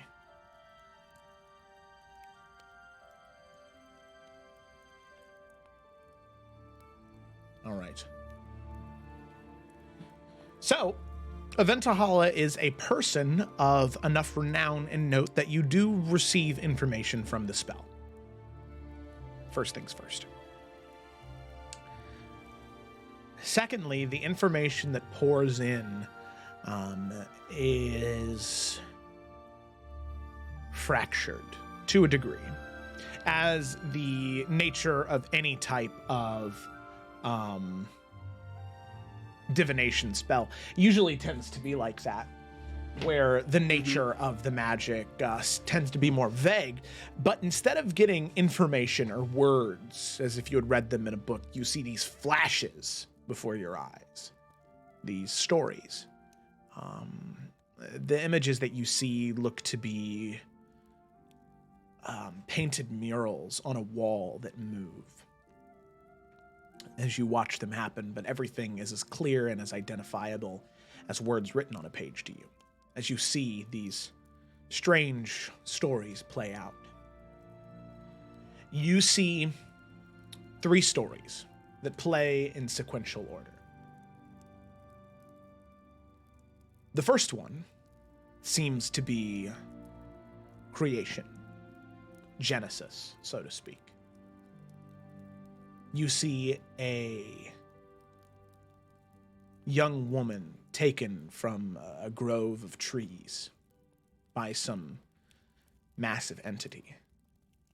You see her impaled on some type of spike, and then you see her shift and change.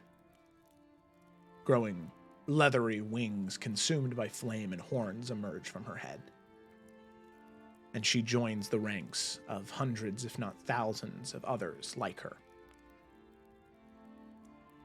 In the second one, you see... Lila would see this as well, yeah. As is whenever we cast Sending, both people hear both sides, yeah. In the second one, you can see Yorick, something that is very familiar to you. You can see this same woman, leathery wings, shrouded in flame, horns adorning her head, fighting and training with a figure in green. Something that is very well known to you. You can see this woman, you assume to be Ventahala, training you. It seems as though that is important enough to the powers that be, that it be part of anyone who mentions her while casting legend lore. The third thing, though, is very interesting to you.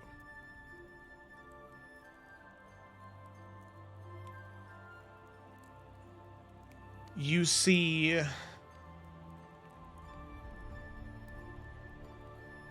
what looks to be a Ventahala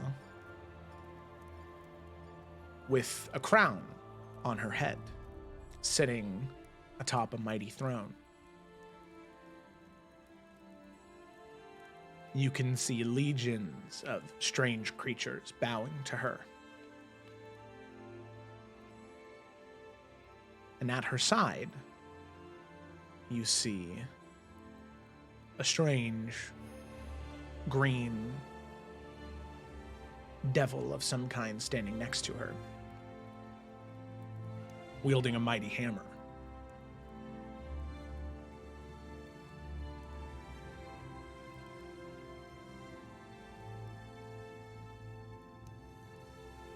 And in the moment that you see that, it's almost as if that mural or that painted mural begins to crack and break and shift. Where no longer it is that, but instead you see that same form on the ground. A spear impaled through her chest, and standing over her is a large man. Fire in his eyes and horns on his head. In the moment that you see that, it shifts again. It changes to a woman with no wings and no horns, sitting in a forest grove, all by herself. A small fire next to her. And that is about when the legend lore spell ends.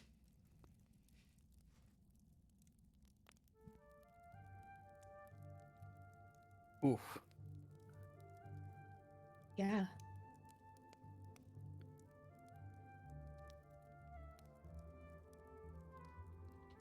Yeah, Yorick just seems to be really deep in thought. He's just kind of staring off right now. He's not really looking at Lila. Not like he's a voyeur, but he just seems Right. lost in thought, which is not an expression you're used to seeing on Yorick. You okay? I mean, I didn't really know what to expect. I know that you said that you can't really control what you get from the spell, so... Mhm. I mean... I don't know. I don't really know what I was expecting, but I mean... I know it was kind of shown in a different way, but I mean... it didn't feel metaphorical, right? Like it felt like those things happened / potentially could happen. Yeah. So I mean, she was murdered. I always heard that devils like fell from grace, you know? So I mean, what killed her? Looked like someone else who wanted her crown. Sorry, I meant in the not the spear stabbing through in the very beginning when she's like grabbed and she was like Oh, I was impaled just on like- something. Oh, I see. When she was just a humanoid. Human. What? Mm-hmm. Which, speaking of droid, what did she look human, or like what race did she look like in the mural, if it was possible to tell? She definitely looked like a oh man, how do I want to phrase this? Not a small folk, but also not any type of mystical race either. Like human, elf, half elf, something in that line. She definitely didn't look like like halfling, dwarf, anything like that, and definitely not like genasi or tiefling. Definitely not that either. Okay, cool. But yeah, the thing that when she looked like that in the first mural, she was grabbed and impaled on something. Mm-hmm. York's wondering what that was. Yeah, that was intense. Do you know any names she's ever gone by? She told you any, like, before?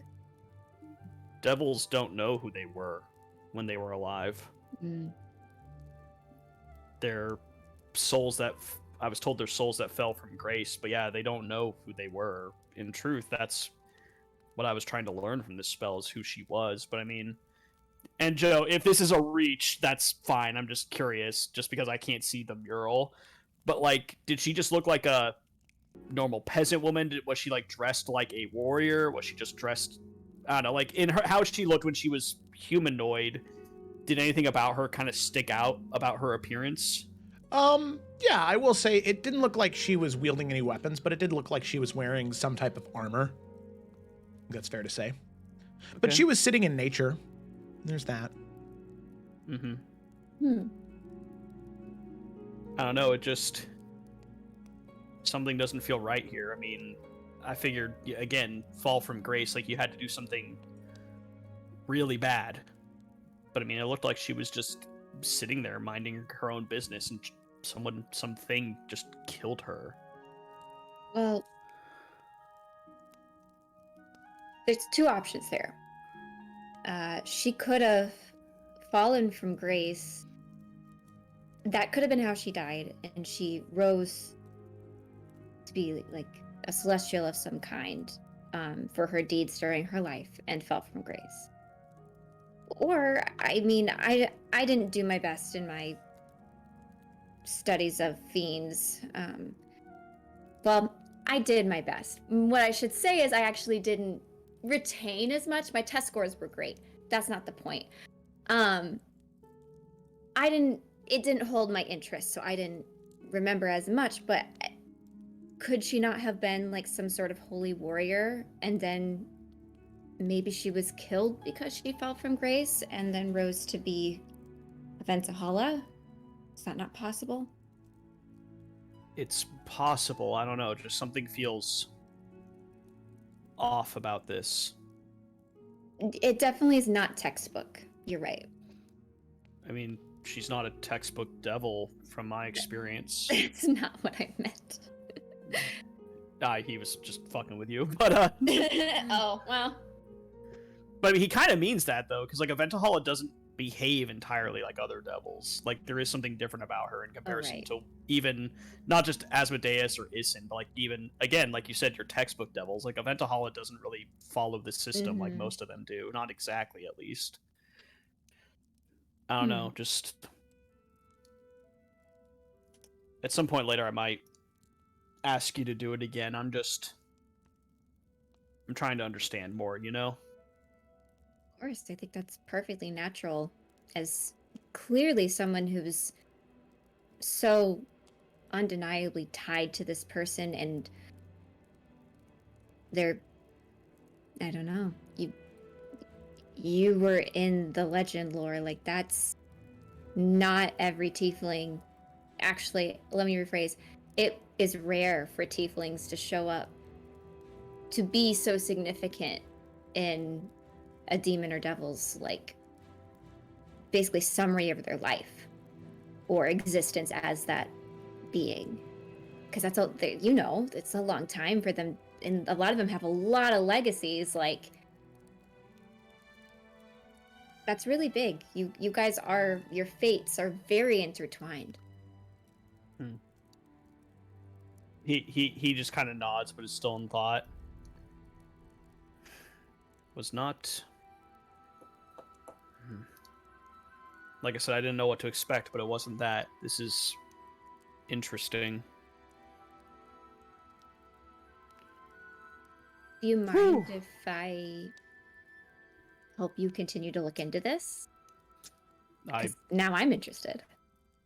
No, I'd love that. I mean, like I said, maybe another time we could look again. I know we have other priorities right now, but I don't know. I want to know more, you know? Mm-hmm. I completely understand. All right, well, I'm gonna head downstairs. Do you need help with anything up here, actually, since I'm here? Nope, I'm just gonna wrap up these last few letters. Oh, well, actually, and she has this huge bag, and she's like, can you help me take this to the post office in, like, 10 minutes? Yeah, sure. Do you want me to take it downstairs and just wait for you? That'd be great, thank you. He just one hand picks it up and walks away. Nice. Flex. Thanks. Gotta flex that 18 strength, baby. Lila's got... Oh.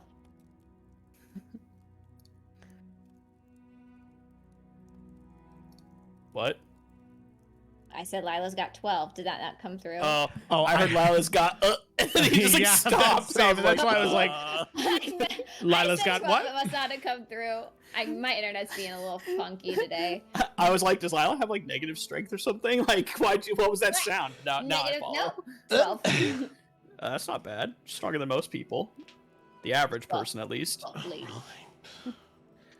Heck yeah, my man. But Alrighty. yeah. Cool. Letters are taken. Letters are sent out.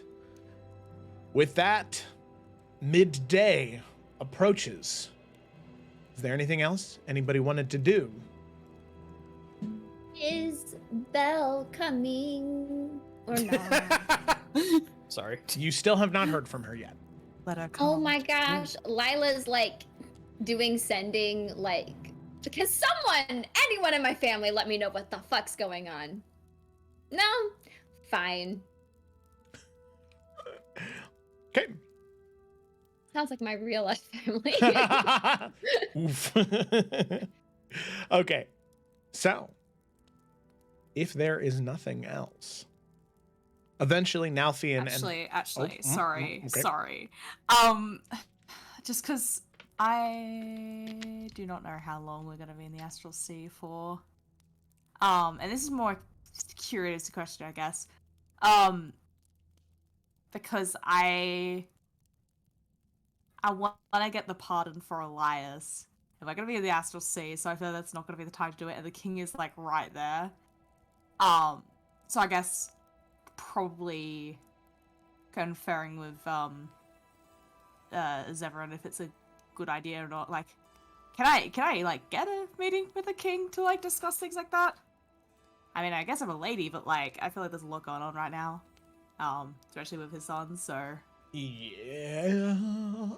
When you go to Zevran and ask about it, Zevran says, "Well, I think that's well within your rights to ask for, especially considering what happened with Elias. I think that's quite all right, but I think that it might be best, in my humble opinion, of course, do whatever your heart desires and perhaps confer with Lila, but I think it might be best until you have a foothold again in the Forester lands. Showing that, yes, I am here, I'm a staying force, I'm going to reclaim what my family had lost, and then asking for the pardon, because if not, then Well, I don't know. That's at least what I think I would do in that situation. Right. That's why I wanted to ask you about it first. I feel like you're right in that. Thank you. But like I said, Lady Forrester, it's still your choice at the end of the day. Whatever you wish to do, do it. You're the lady of the house. Do whatever you think would be best. If you think it would be best for Elias to be working on your behalf while you're away, and obviously he can't do that if he's currently exiled,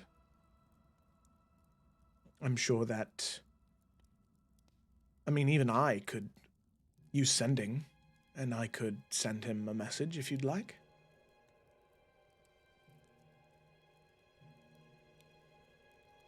Well, I guess the only thing is he is older. I wouldn't want to ask for him to work on anything, so I don't know. Maybe it would be best to wait to make sure there's a home for him to return to first. Mm-hmm. Very well. As I said, whatever you wish for me to do. However, I do think waiting might be the optimal choice here.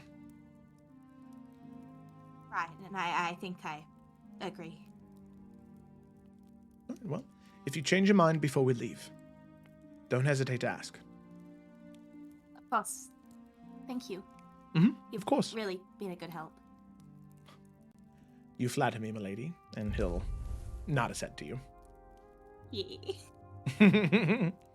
But that was all. I was just panicking because you're just like, say, all right, anything you want to do on the material plane? It's like, there are several things I want to do on the material plane, but not put them You right know, now. it's making me second guess everything. I'm like, do I want to, like, I don't know, go to the store? I don't know, I'm shopping. Shit. Alfred, do you have enough flour? Are you going to be okay? Yeah. Also, thank you for the follow, Unusually Moist One. That's awesome. I That's Let's get snacks, though. Just thinking, like, if we're road tripping in the Astral Sea, we need to get snacks. Oh yeah, I gotta get snacks. completely. Could Alfred have gotten us some like health potions and Oh, some... we need health potions. You What know. else we do? Actually useful things. I'm just thinking about snacking. Well, those are useful, but like snacks with health benefits. Snacks with health Like, I benefits. have a spinach.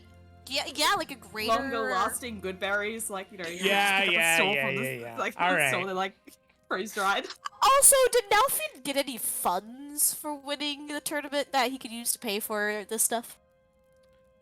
No, there was no money involved. Oh, in okay, the that's end, fine. That's okay. I'm not I think mad. has 590 platinum if we need money. So. Oh, never mind. We're We'll well say off. that We're well off.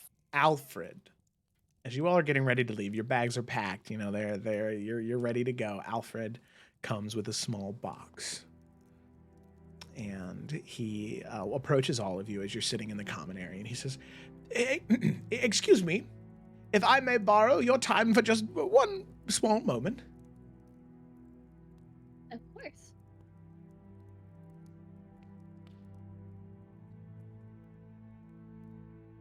All right. Oh, Master Nalfian isn't here. The doors open. Be that deep. Be that deep, okay? Be that deep now. There's trumpets.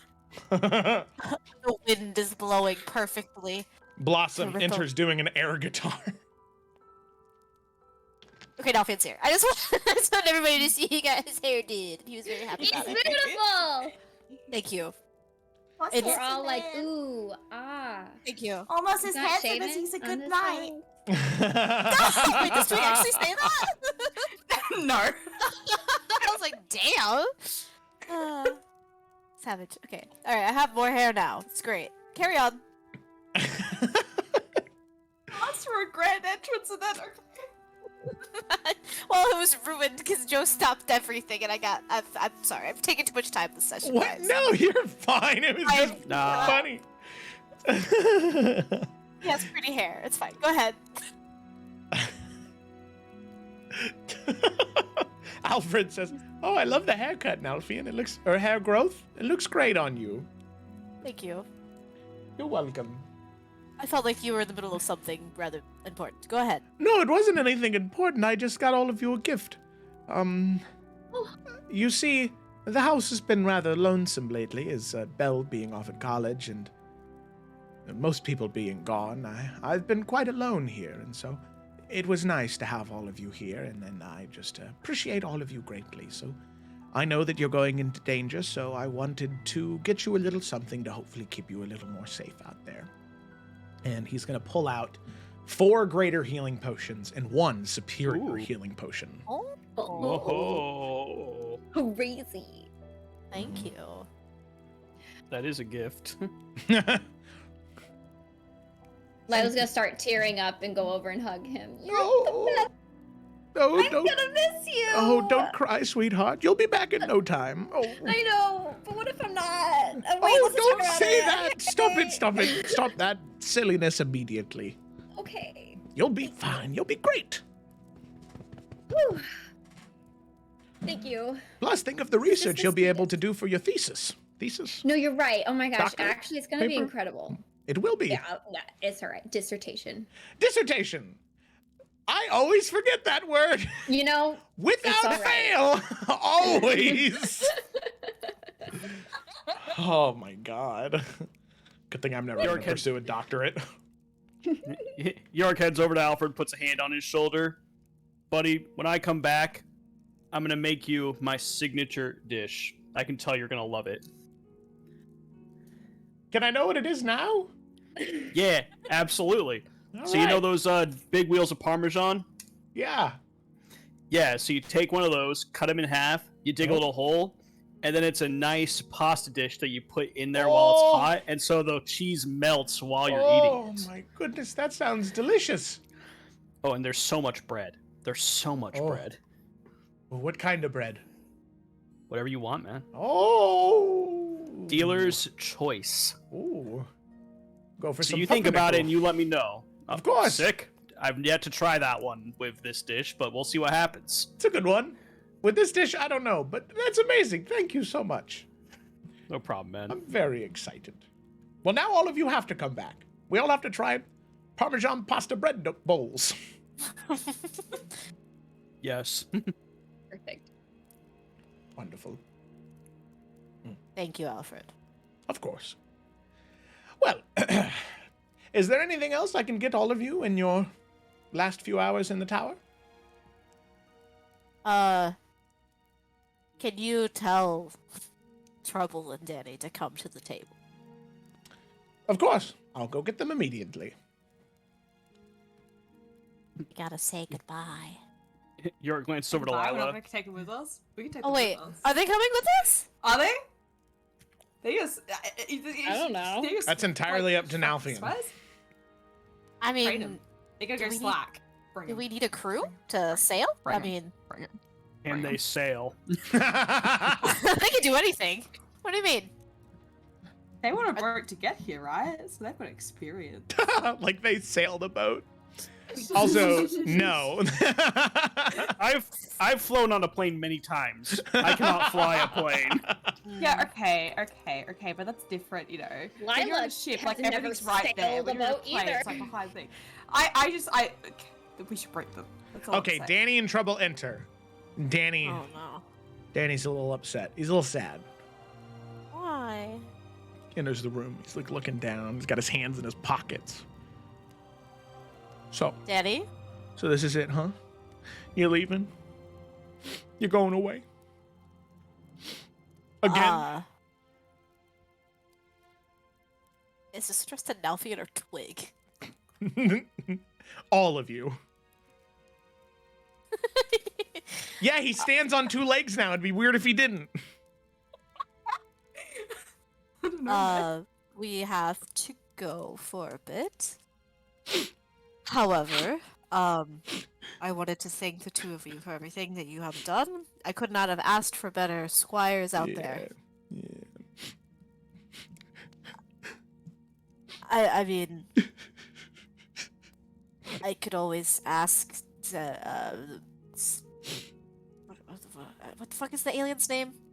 Efren. Efren. I keep calling him Zephyr.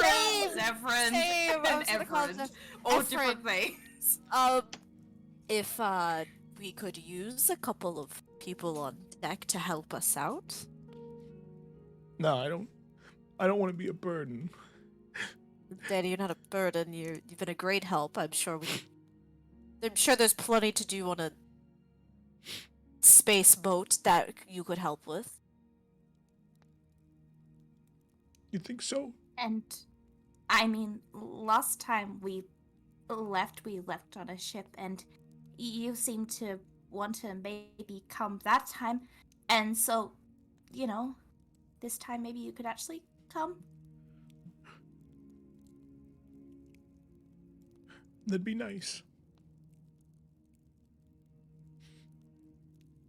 The lady has spoken. If it's okay with Efren, I'm sure we could use the help. You mean it? Yes. All right. All this build up just to have Efren go, no. There's not enough Imagine. room. No. You can see Trouble is like looking down at him. You know, he's been practicing that pouty face all morning. I believe it. He looks up at Trouble. Hey, shut the fuck up, dude. They're gonna let me go with them. Stop it. Trouble's like, they can hear you. What are you doing? Go get your things, the two of you. All right. You insist. Yeah, See- and stop that. What do you mean? I'm just so overwhelmed with emotions. There's not even tears coming out of your eyes. No, but if I blink really hard, it looks like I'm crying. Go get your things. Okay, all right. Oh, is Tiberius coming too? Voice. He Yes. looks at you, Nalfian. Okay. I need somebody to keep an eye on Danny. Hey, And you're Do you really good pay- at it. Do you pay these guys? Yeah, man. With my admiration. with experience. Boo. They're Their becoming interns. Shame. Knights of House Forrester. They gotta learn one way or another, and this is how we You do know, it. if they get enough squires for themselves, then maybe they will also become a knight one day, Yeah. you know? And the God, so- squires get squires, and Forester House is back to its beautiful self. That's right. House They're- Forrester's a pyramid scheme. That explains a lot. Alrighty. So they go up and get their stuff, and all of you at around 12:30, 1 o'clock, you hear a knock at the door.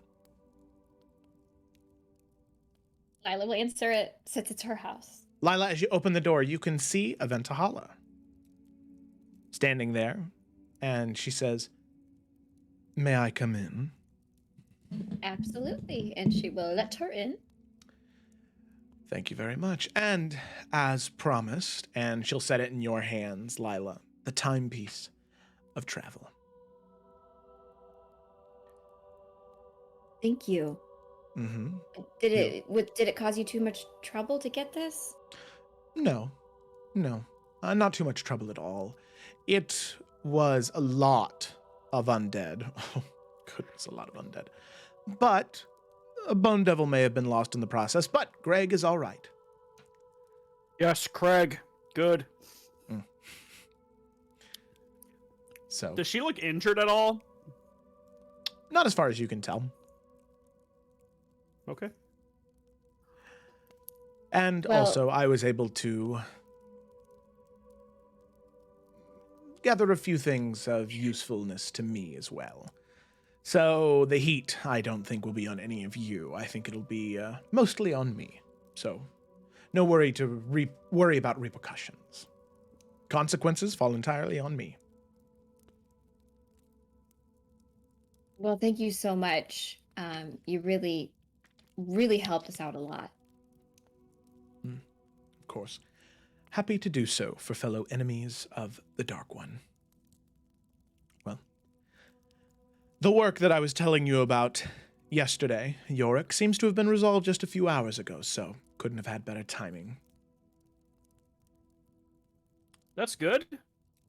So where are you off to next? Back to the Hells to do more work, or? Yeah, specifically to Dis. I have a few friends there that I need to celebrate with first, and then we'll proceed on our quest. Also, I did ask around in Avernus, and I think I know someone who might be able to help you with your issue.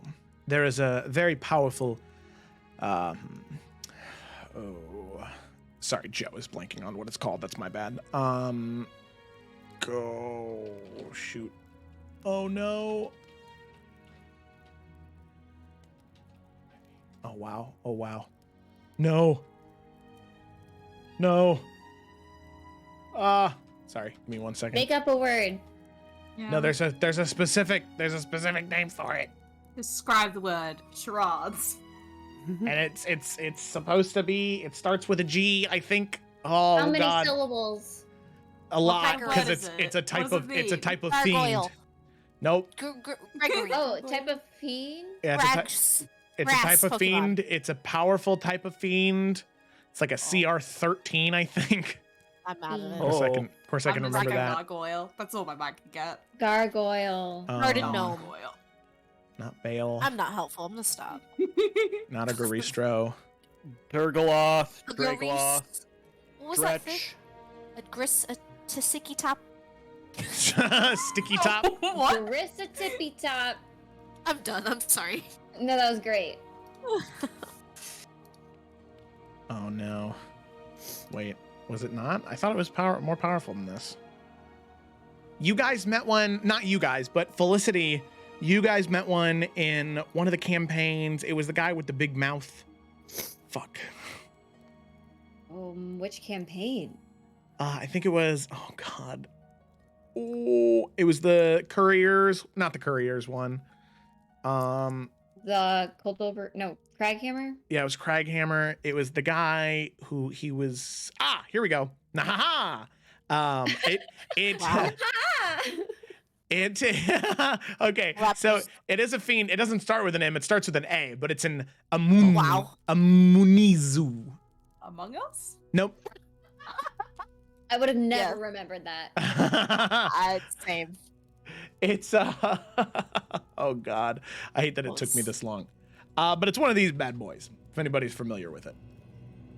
Oh, we did. I know exactly. Yeah. Wow. Oh, couldn't unremember that guy. He had a lisp. Yes.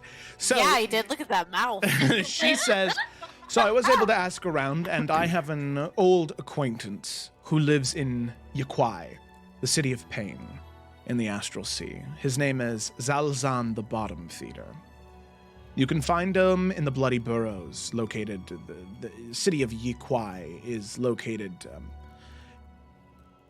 it is in the Astral Sea, located closest to the Nine Hells in that area. And I'll go ahead and copy and paste this. Bop. Control C. Bop. Yaquai, the city of pain, Zalzan, the bottom feeder, and you'll find him in the Blood Burrows. Wow. Do we need to go find him to help us? The bottom feeder. Yep. She says, Zalzan, like I said, is an old acquaintance of mine. He specifically likes to collect magical curios, and it might be that he has something that can help you maintain your magical aura in that area, a sort of reverse anti-magic field. He specifically needed it when him and I, well, there was something he needed from a beholder, very powerful beholder, so he needed a way to maintain his magic while within the cone. And it might be something that can help you. So we can find him when we're in the Astral Sea? Yes, with the device, the Aura of the Wanderer, it should tell you the closest location of any rifts to different planes of existence. So if you follow it to the Nine Hells, there is a city that has been erected outside of that portal, the City of Pain. Any devils or demons that have been excommunicated, deemed too too much for either one of those planes typically get sent there. So it is not a friendly place. So just be mindful of that. But like I said... It is called the City of Pain. Exactly. My only other piece of advice is there will be people there. There will be humanoids there.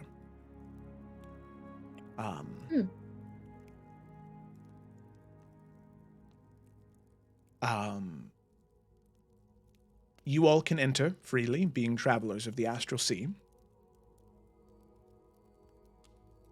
The humanoids that are there to stay. Should you take any of them or free any of them from their captivity, you will be hunted. I know it may be tempting, but remember, you're there for an item to help you with your quest. You're not there to help those people.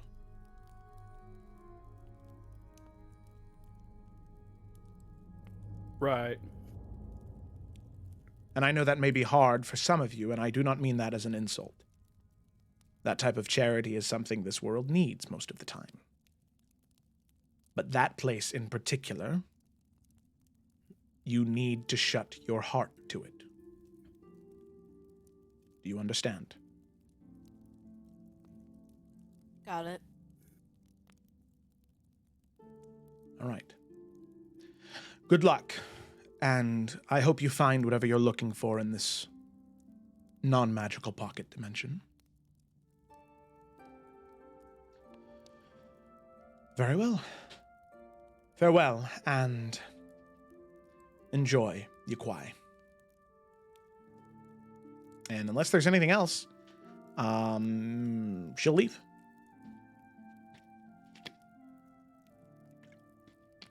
You want me to walk you out? I don't know. Do you Kinda have something blurts. to say to me this time? Friendly chit chat.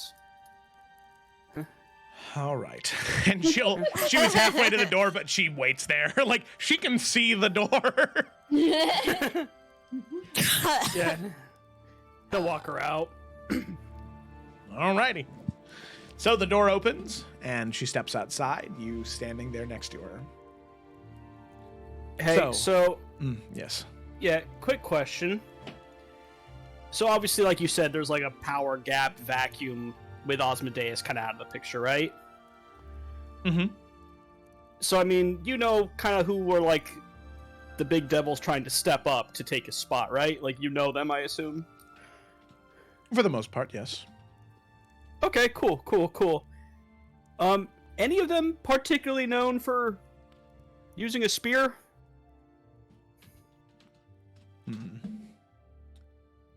Using a spear.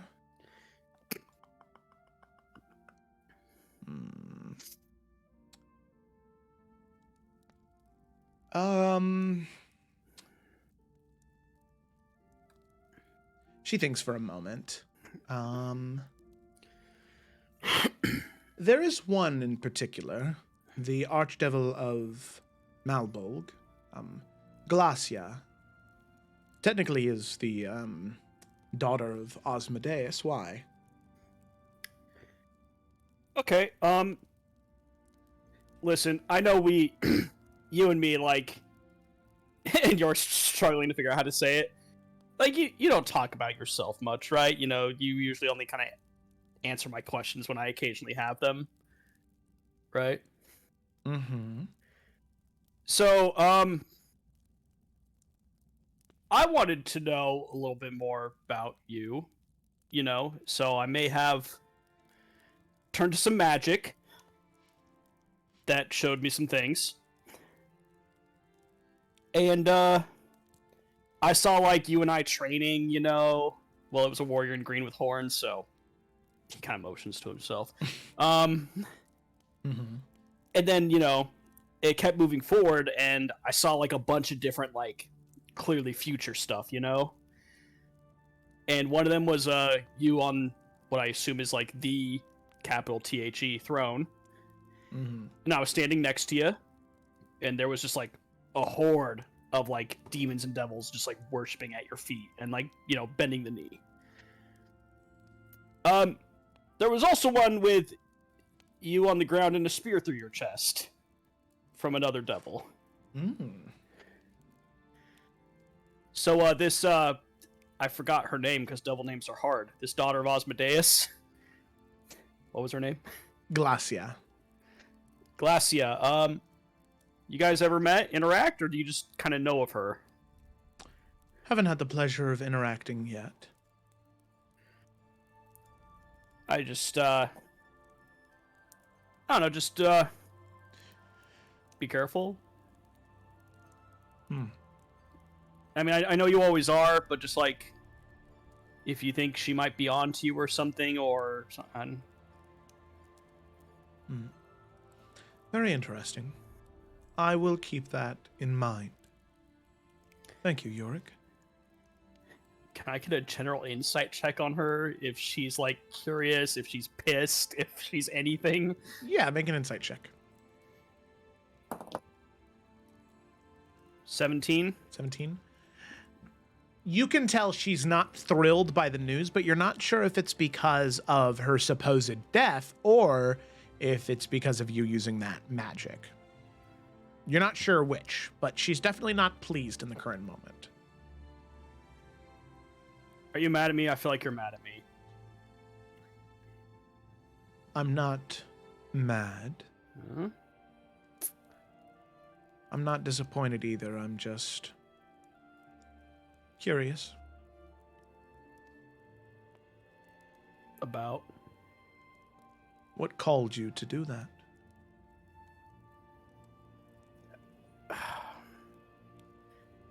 Look, we have a weird relationship, right? You and me? Like, we can acknowledge that, right? Mm-hmm. It's not bad, I'm not complaining, but it's not like what you typically hear about, you know? Mm-hmm. And I don't know, you've been helpful and you've, you know, helped make me strong. You've helped take care of me. I just wanted to know you.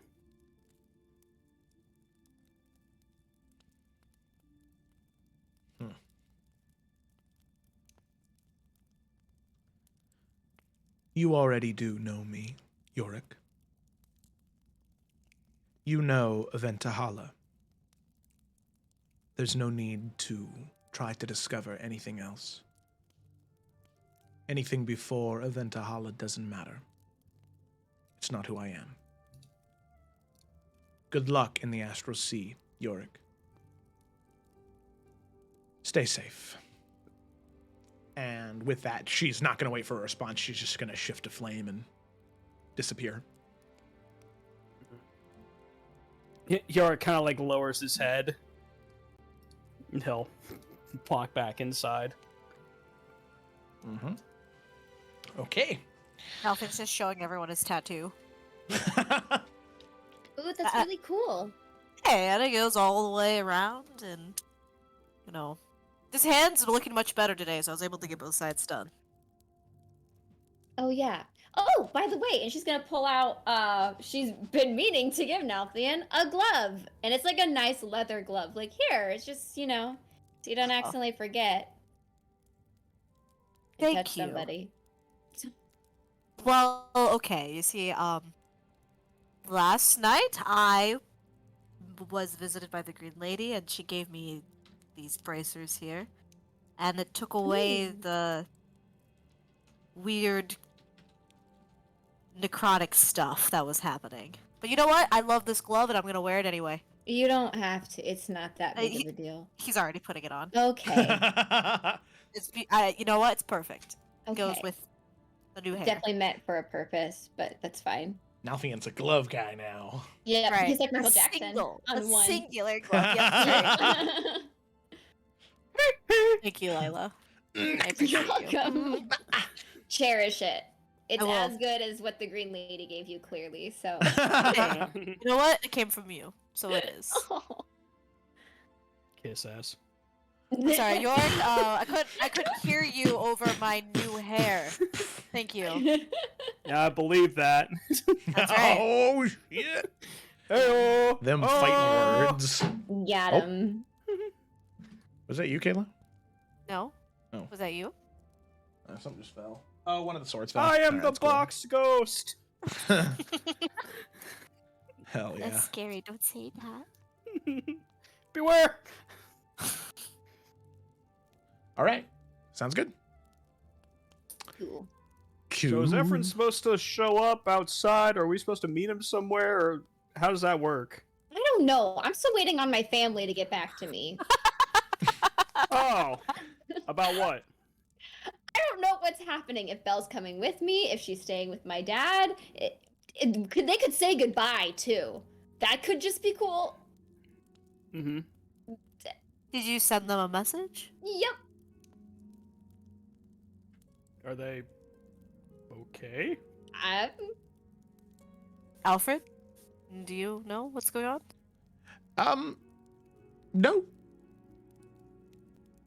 Should we go to the academy maybe? And I'm being petty for a little bit, and then we can be worried and concerned. okay, all right.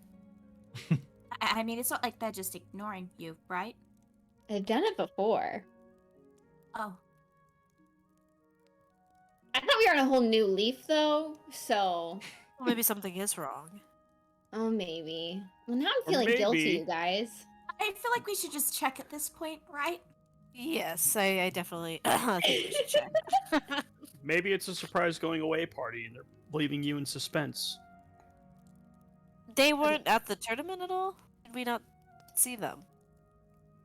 No, they weren't. Right, Joe? Where's my family been? They're all dead. Well, your dad had to leave already. He already right. said That goodbye I to you. remember. Yeah. It was just that he was leaving the morning of the tourney. Right. Right. So he was leaving then, so he already said bye to you. And then yesterday, your mom was all at the college with your sister, attempting to right those wrongs there. I will say, though, that as all of you are talking back and forth, there is a discharge of magical energy coming from upstairs as you hear your mom, Lila, say, Lila, you haven't yet left yet, as she walks over and she runs to the edge and she says, oh, thank goodness. Oh, I thought you had left already. Nope. She Oh, my hugged her. goodness. Oh, yes. Oh, good. thought I you was weren't very gonna say goodbye. No, of course not. Of course. Well, you know how some of those mages can get. They just blabber on and on about things that I Right. could not care less about. I do it as a kindness to your father, but no, oh my goodness. But I'm happy that I caught you before you left. I don't think... Belle's been doing better, but she's been behind on her studies, so she should be coming by soon to say goodbye, but I don't think she'll be going with you. Okay. Does she seem different or weird or agitated or anything? More moody. A little more aggressive sometimes, but in all honesty, when you were her age, you went through about the same thing. I wouldn't worry too much about it. I did tell her that if she changed her mind, she could come with you all, but Oh, so that was her decision not to come. I think so, yes. Okay. All right. Well, I mean, as long as she's coming by and I get to say bye, like that's okay.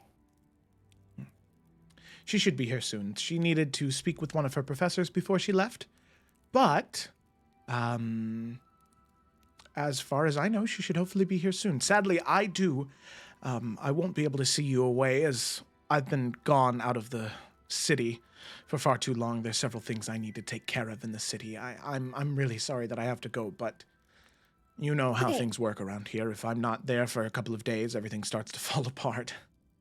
Yes, and just so you know, I won't be reachable when we're in the astral sea. So, we'll contact you once we're back and out. It should, I don't know how long it'll be, but if it's longer than a month, get worried.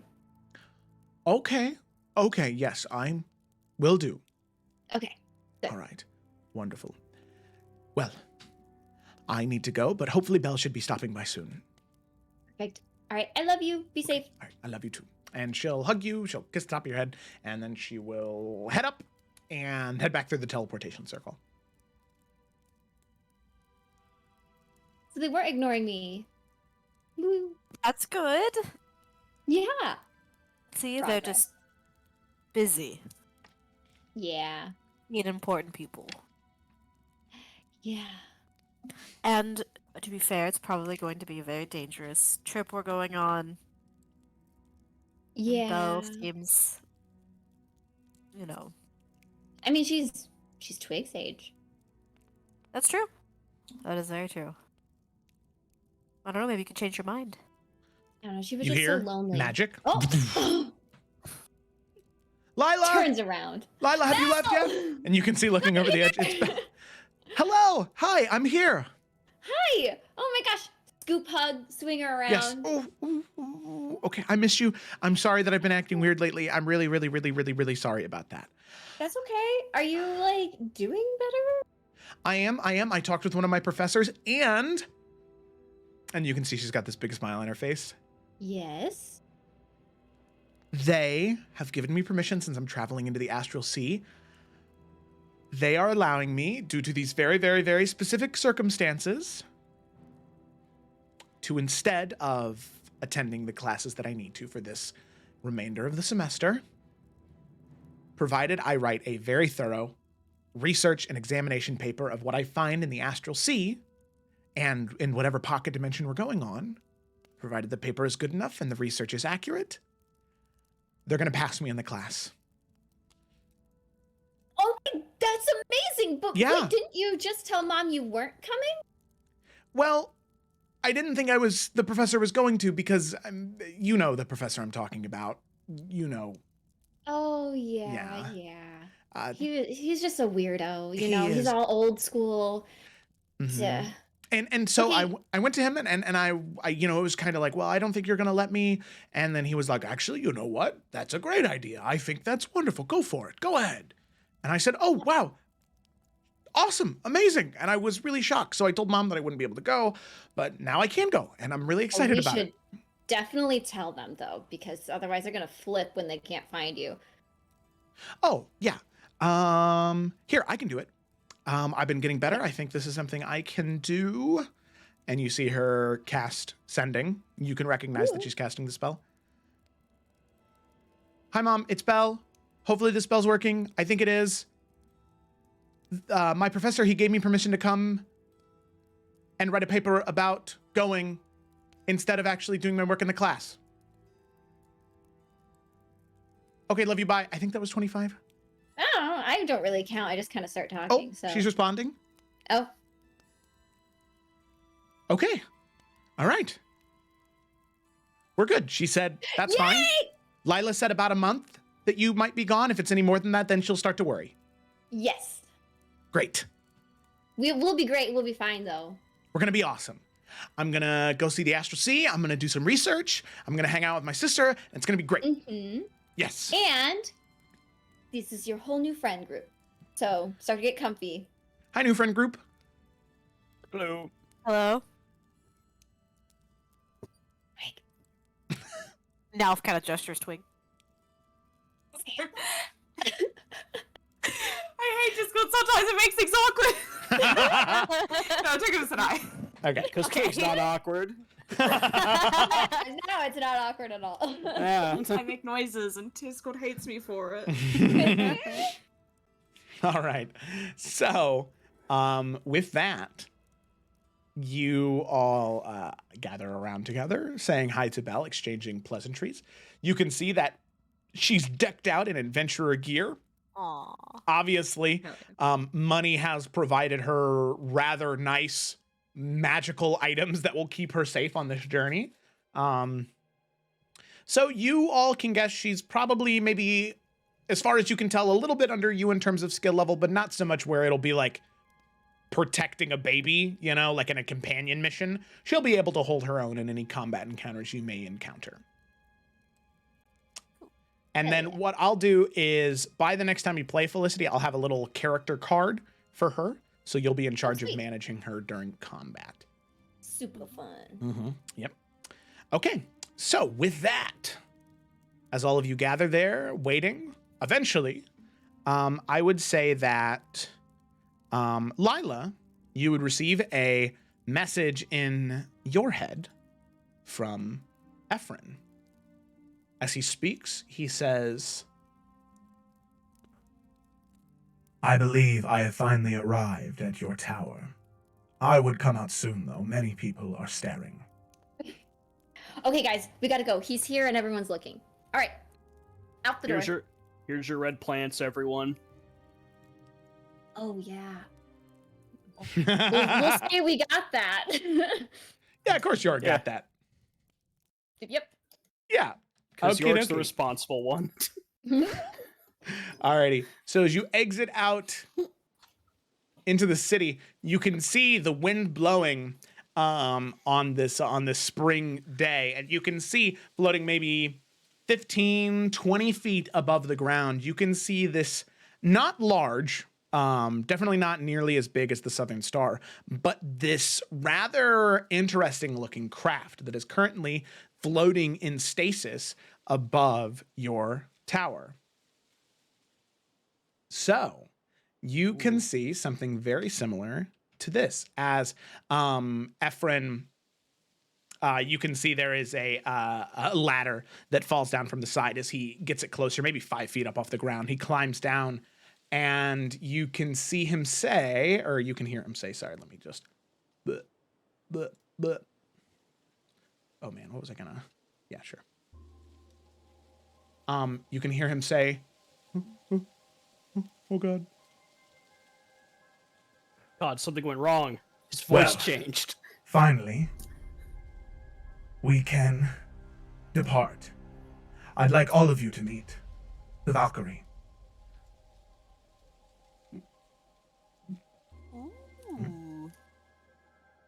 This is so cool. Ooh.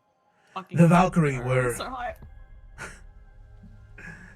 The Valkyrie were a group of warriors from the material plane and the timeline I'm from. Valiant warriors that fought to the very end against the Dark One. Something I intend to do until I draw my last breath in this plane. Apt name for a ship. Or we win. Just throwing that out there. Yes, that is the hope, that we win.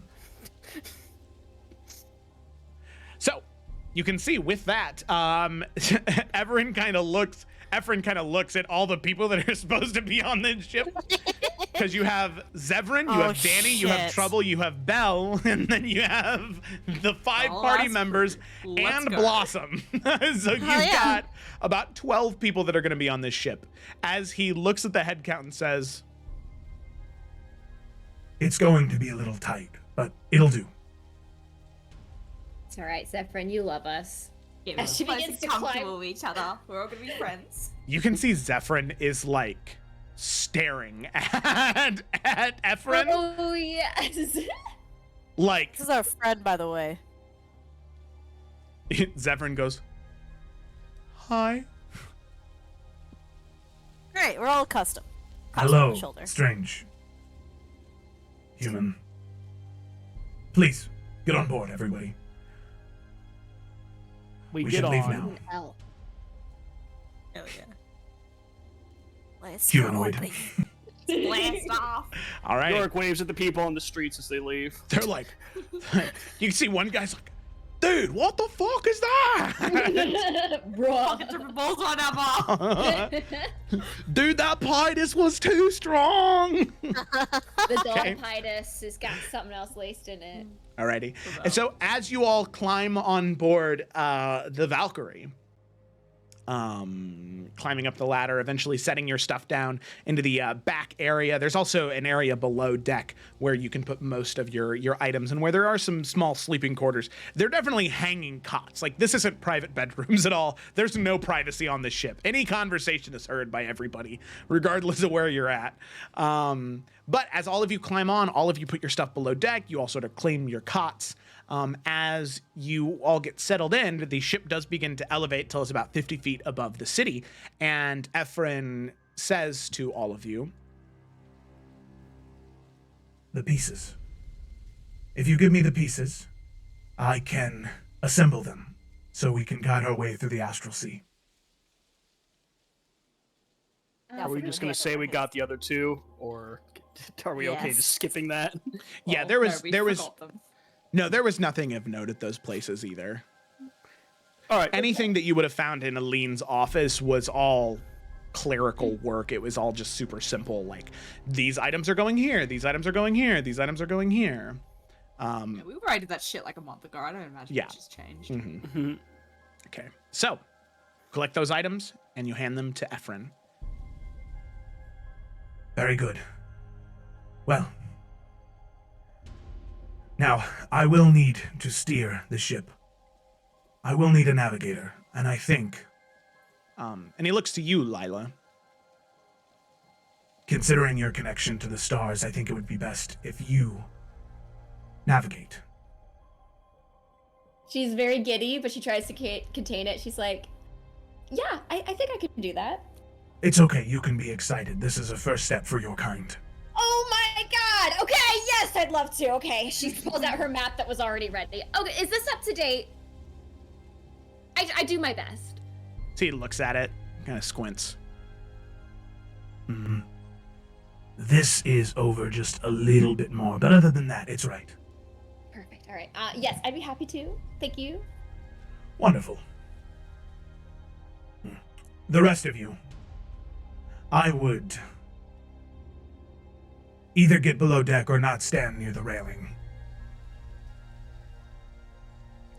Alrighty. So with that, all of you aboard, you can see that as he assembles the pieces, Lila, he helps you with it, assembling piece, connecting piece to piece to piece to piece, until eventually you can see the items that you and Nalfian had, they... Sorry. They were their own individual items before, but as soon as you put one next to the other, there is this sort of rearranging and changing of shape and device, as eventually what ends up being seen is on the bow of the ship. You see something very similar to this after Ephron is done assembling it. And Lila, what you notice and what you connect with is that these pieces, these things, this language, whatever this is you have no idea how to read it, but there's a feeling. Something emanating from that connection you have to Corellian and that breastplate you currently wear, the band, the stone you wear around your head. Something within that is pulling you. You can see the words cleanse in front of you. You see magical signs and sigils that are only visible to you. You can tell that you're currently in the material plane. But the interesting thing is, being in the material plane, looking at this, you can see where the closest planar gap is. To get to the Nine Hells, to get to the Feywild, to get to the Shadowfell, to get to the elemental planes. You can see where they are. And as you're looking at it, Ephron will shout out, Do you see it, Lila? Yes, it's that direction. Very good. and with that, you can see, as opposed to having like a normal like capstan, you can see that what he does is he just, there's this empty spot where he stands, and you can see him just shift his hands, and these magical sigils appear in his hands as the ship begins to float up and then out and away from the city. Following your direction, Lila, just going further and further up into the sky until eventually all of you can see not just the entirety of the city of Hearthcrest. You can see the city get smaller and smaller and smaller as you move away from it. Eventually, you can see what looks to be the entirety of the Riverlands and then Iverion, the continent of Eridane, getting smaller and smaller and smaller. And you can see there's a moment where Ephron reaches off to his side. There's a sigil that glows purple, and you can see this like dome of octagons of purple sort of surround the entire uncovered part of the ship, creating this purple shimmering glow above you and around you. And as you do, Lila, you navigate, you can see eventually the sign pointing you towards the astral sea begins to envelop the entirety of the orrery of the Wanderer. And as you enter, there is a shake and pull and rip, as all of you hear the sound very similar to what tearing a piece of paper in half sounds like. As you blink and open your eyes, you can see floating clouds of purple and blue and teal. These glowing specks of magical energy floating all around you as all of you enter the astral sea. You can see when any of these specks of magic hits that purple dome, it burns away in a blaze of light like a flare. And you can see Ephron shout out to all of you from where he's at. Welcome to the astral sea. Our first destination, Sarna, the city of life. Take us to the Feywild, Lila. That's where Sarna is located, right outside that tear. And Lila, as you tune the orrery in that direction, you begin sailing. And as you begin sailing towards Sarna, that is where we're going to go ahead and end tonight's session. Woo! The motherfucking astral sea. Look at that. I'm so excited. Oh my god. So cool. It's pretty. Look at that. Gorgeous. You did it. The orrery of the Wanderer assembled. You are aboard the Valkyrie, and you sail towards Sarna, the city of life. Just because we're gonna have a week off, I'm gonna show you what Sarna looks like, just like as you're approaching, just because I think that'll be fun. Oh yeah. So this is what Sarna looks like as you're approaching it. Yeah. Yeah. That poor lady I is love gonna bridge be. cities. Yep. Oh yeah, you're gonna love the astral sea. Hell yeah. So yeah, there we go. So thanks for watching, everybody. I hope that you enjoyed. The party has finally reached the astral sea, which means that this little live soon screen that you see is finally applicable now. It finally makes sense for what the campaign is. Go ahead and go back here. So thanks so much for watching, everybody. I hope that you enjoyed. I know I did. Remember, we will not be here next week because of that theater conference, but then the week after that, we'll finally be back. We'll be back consistent. And I think the only other session we're going to miss is Christmas Eve, and then we should be back to normal after that. Yeah. So thanks for watching. We hope you enjoyed, and we'll see you next time.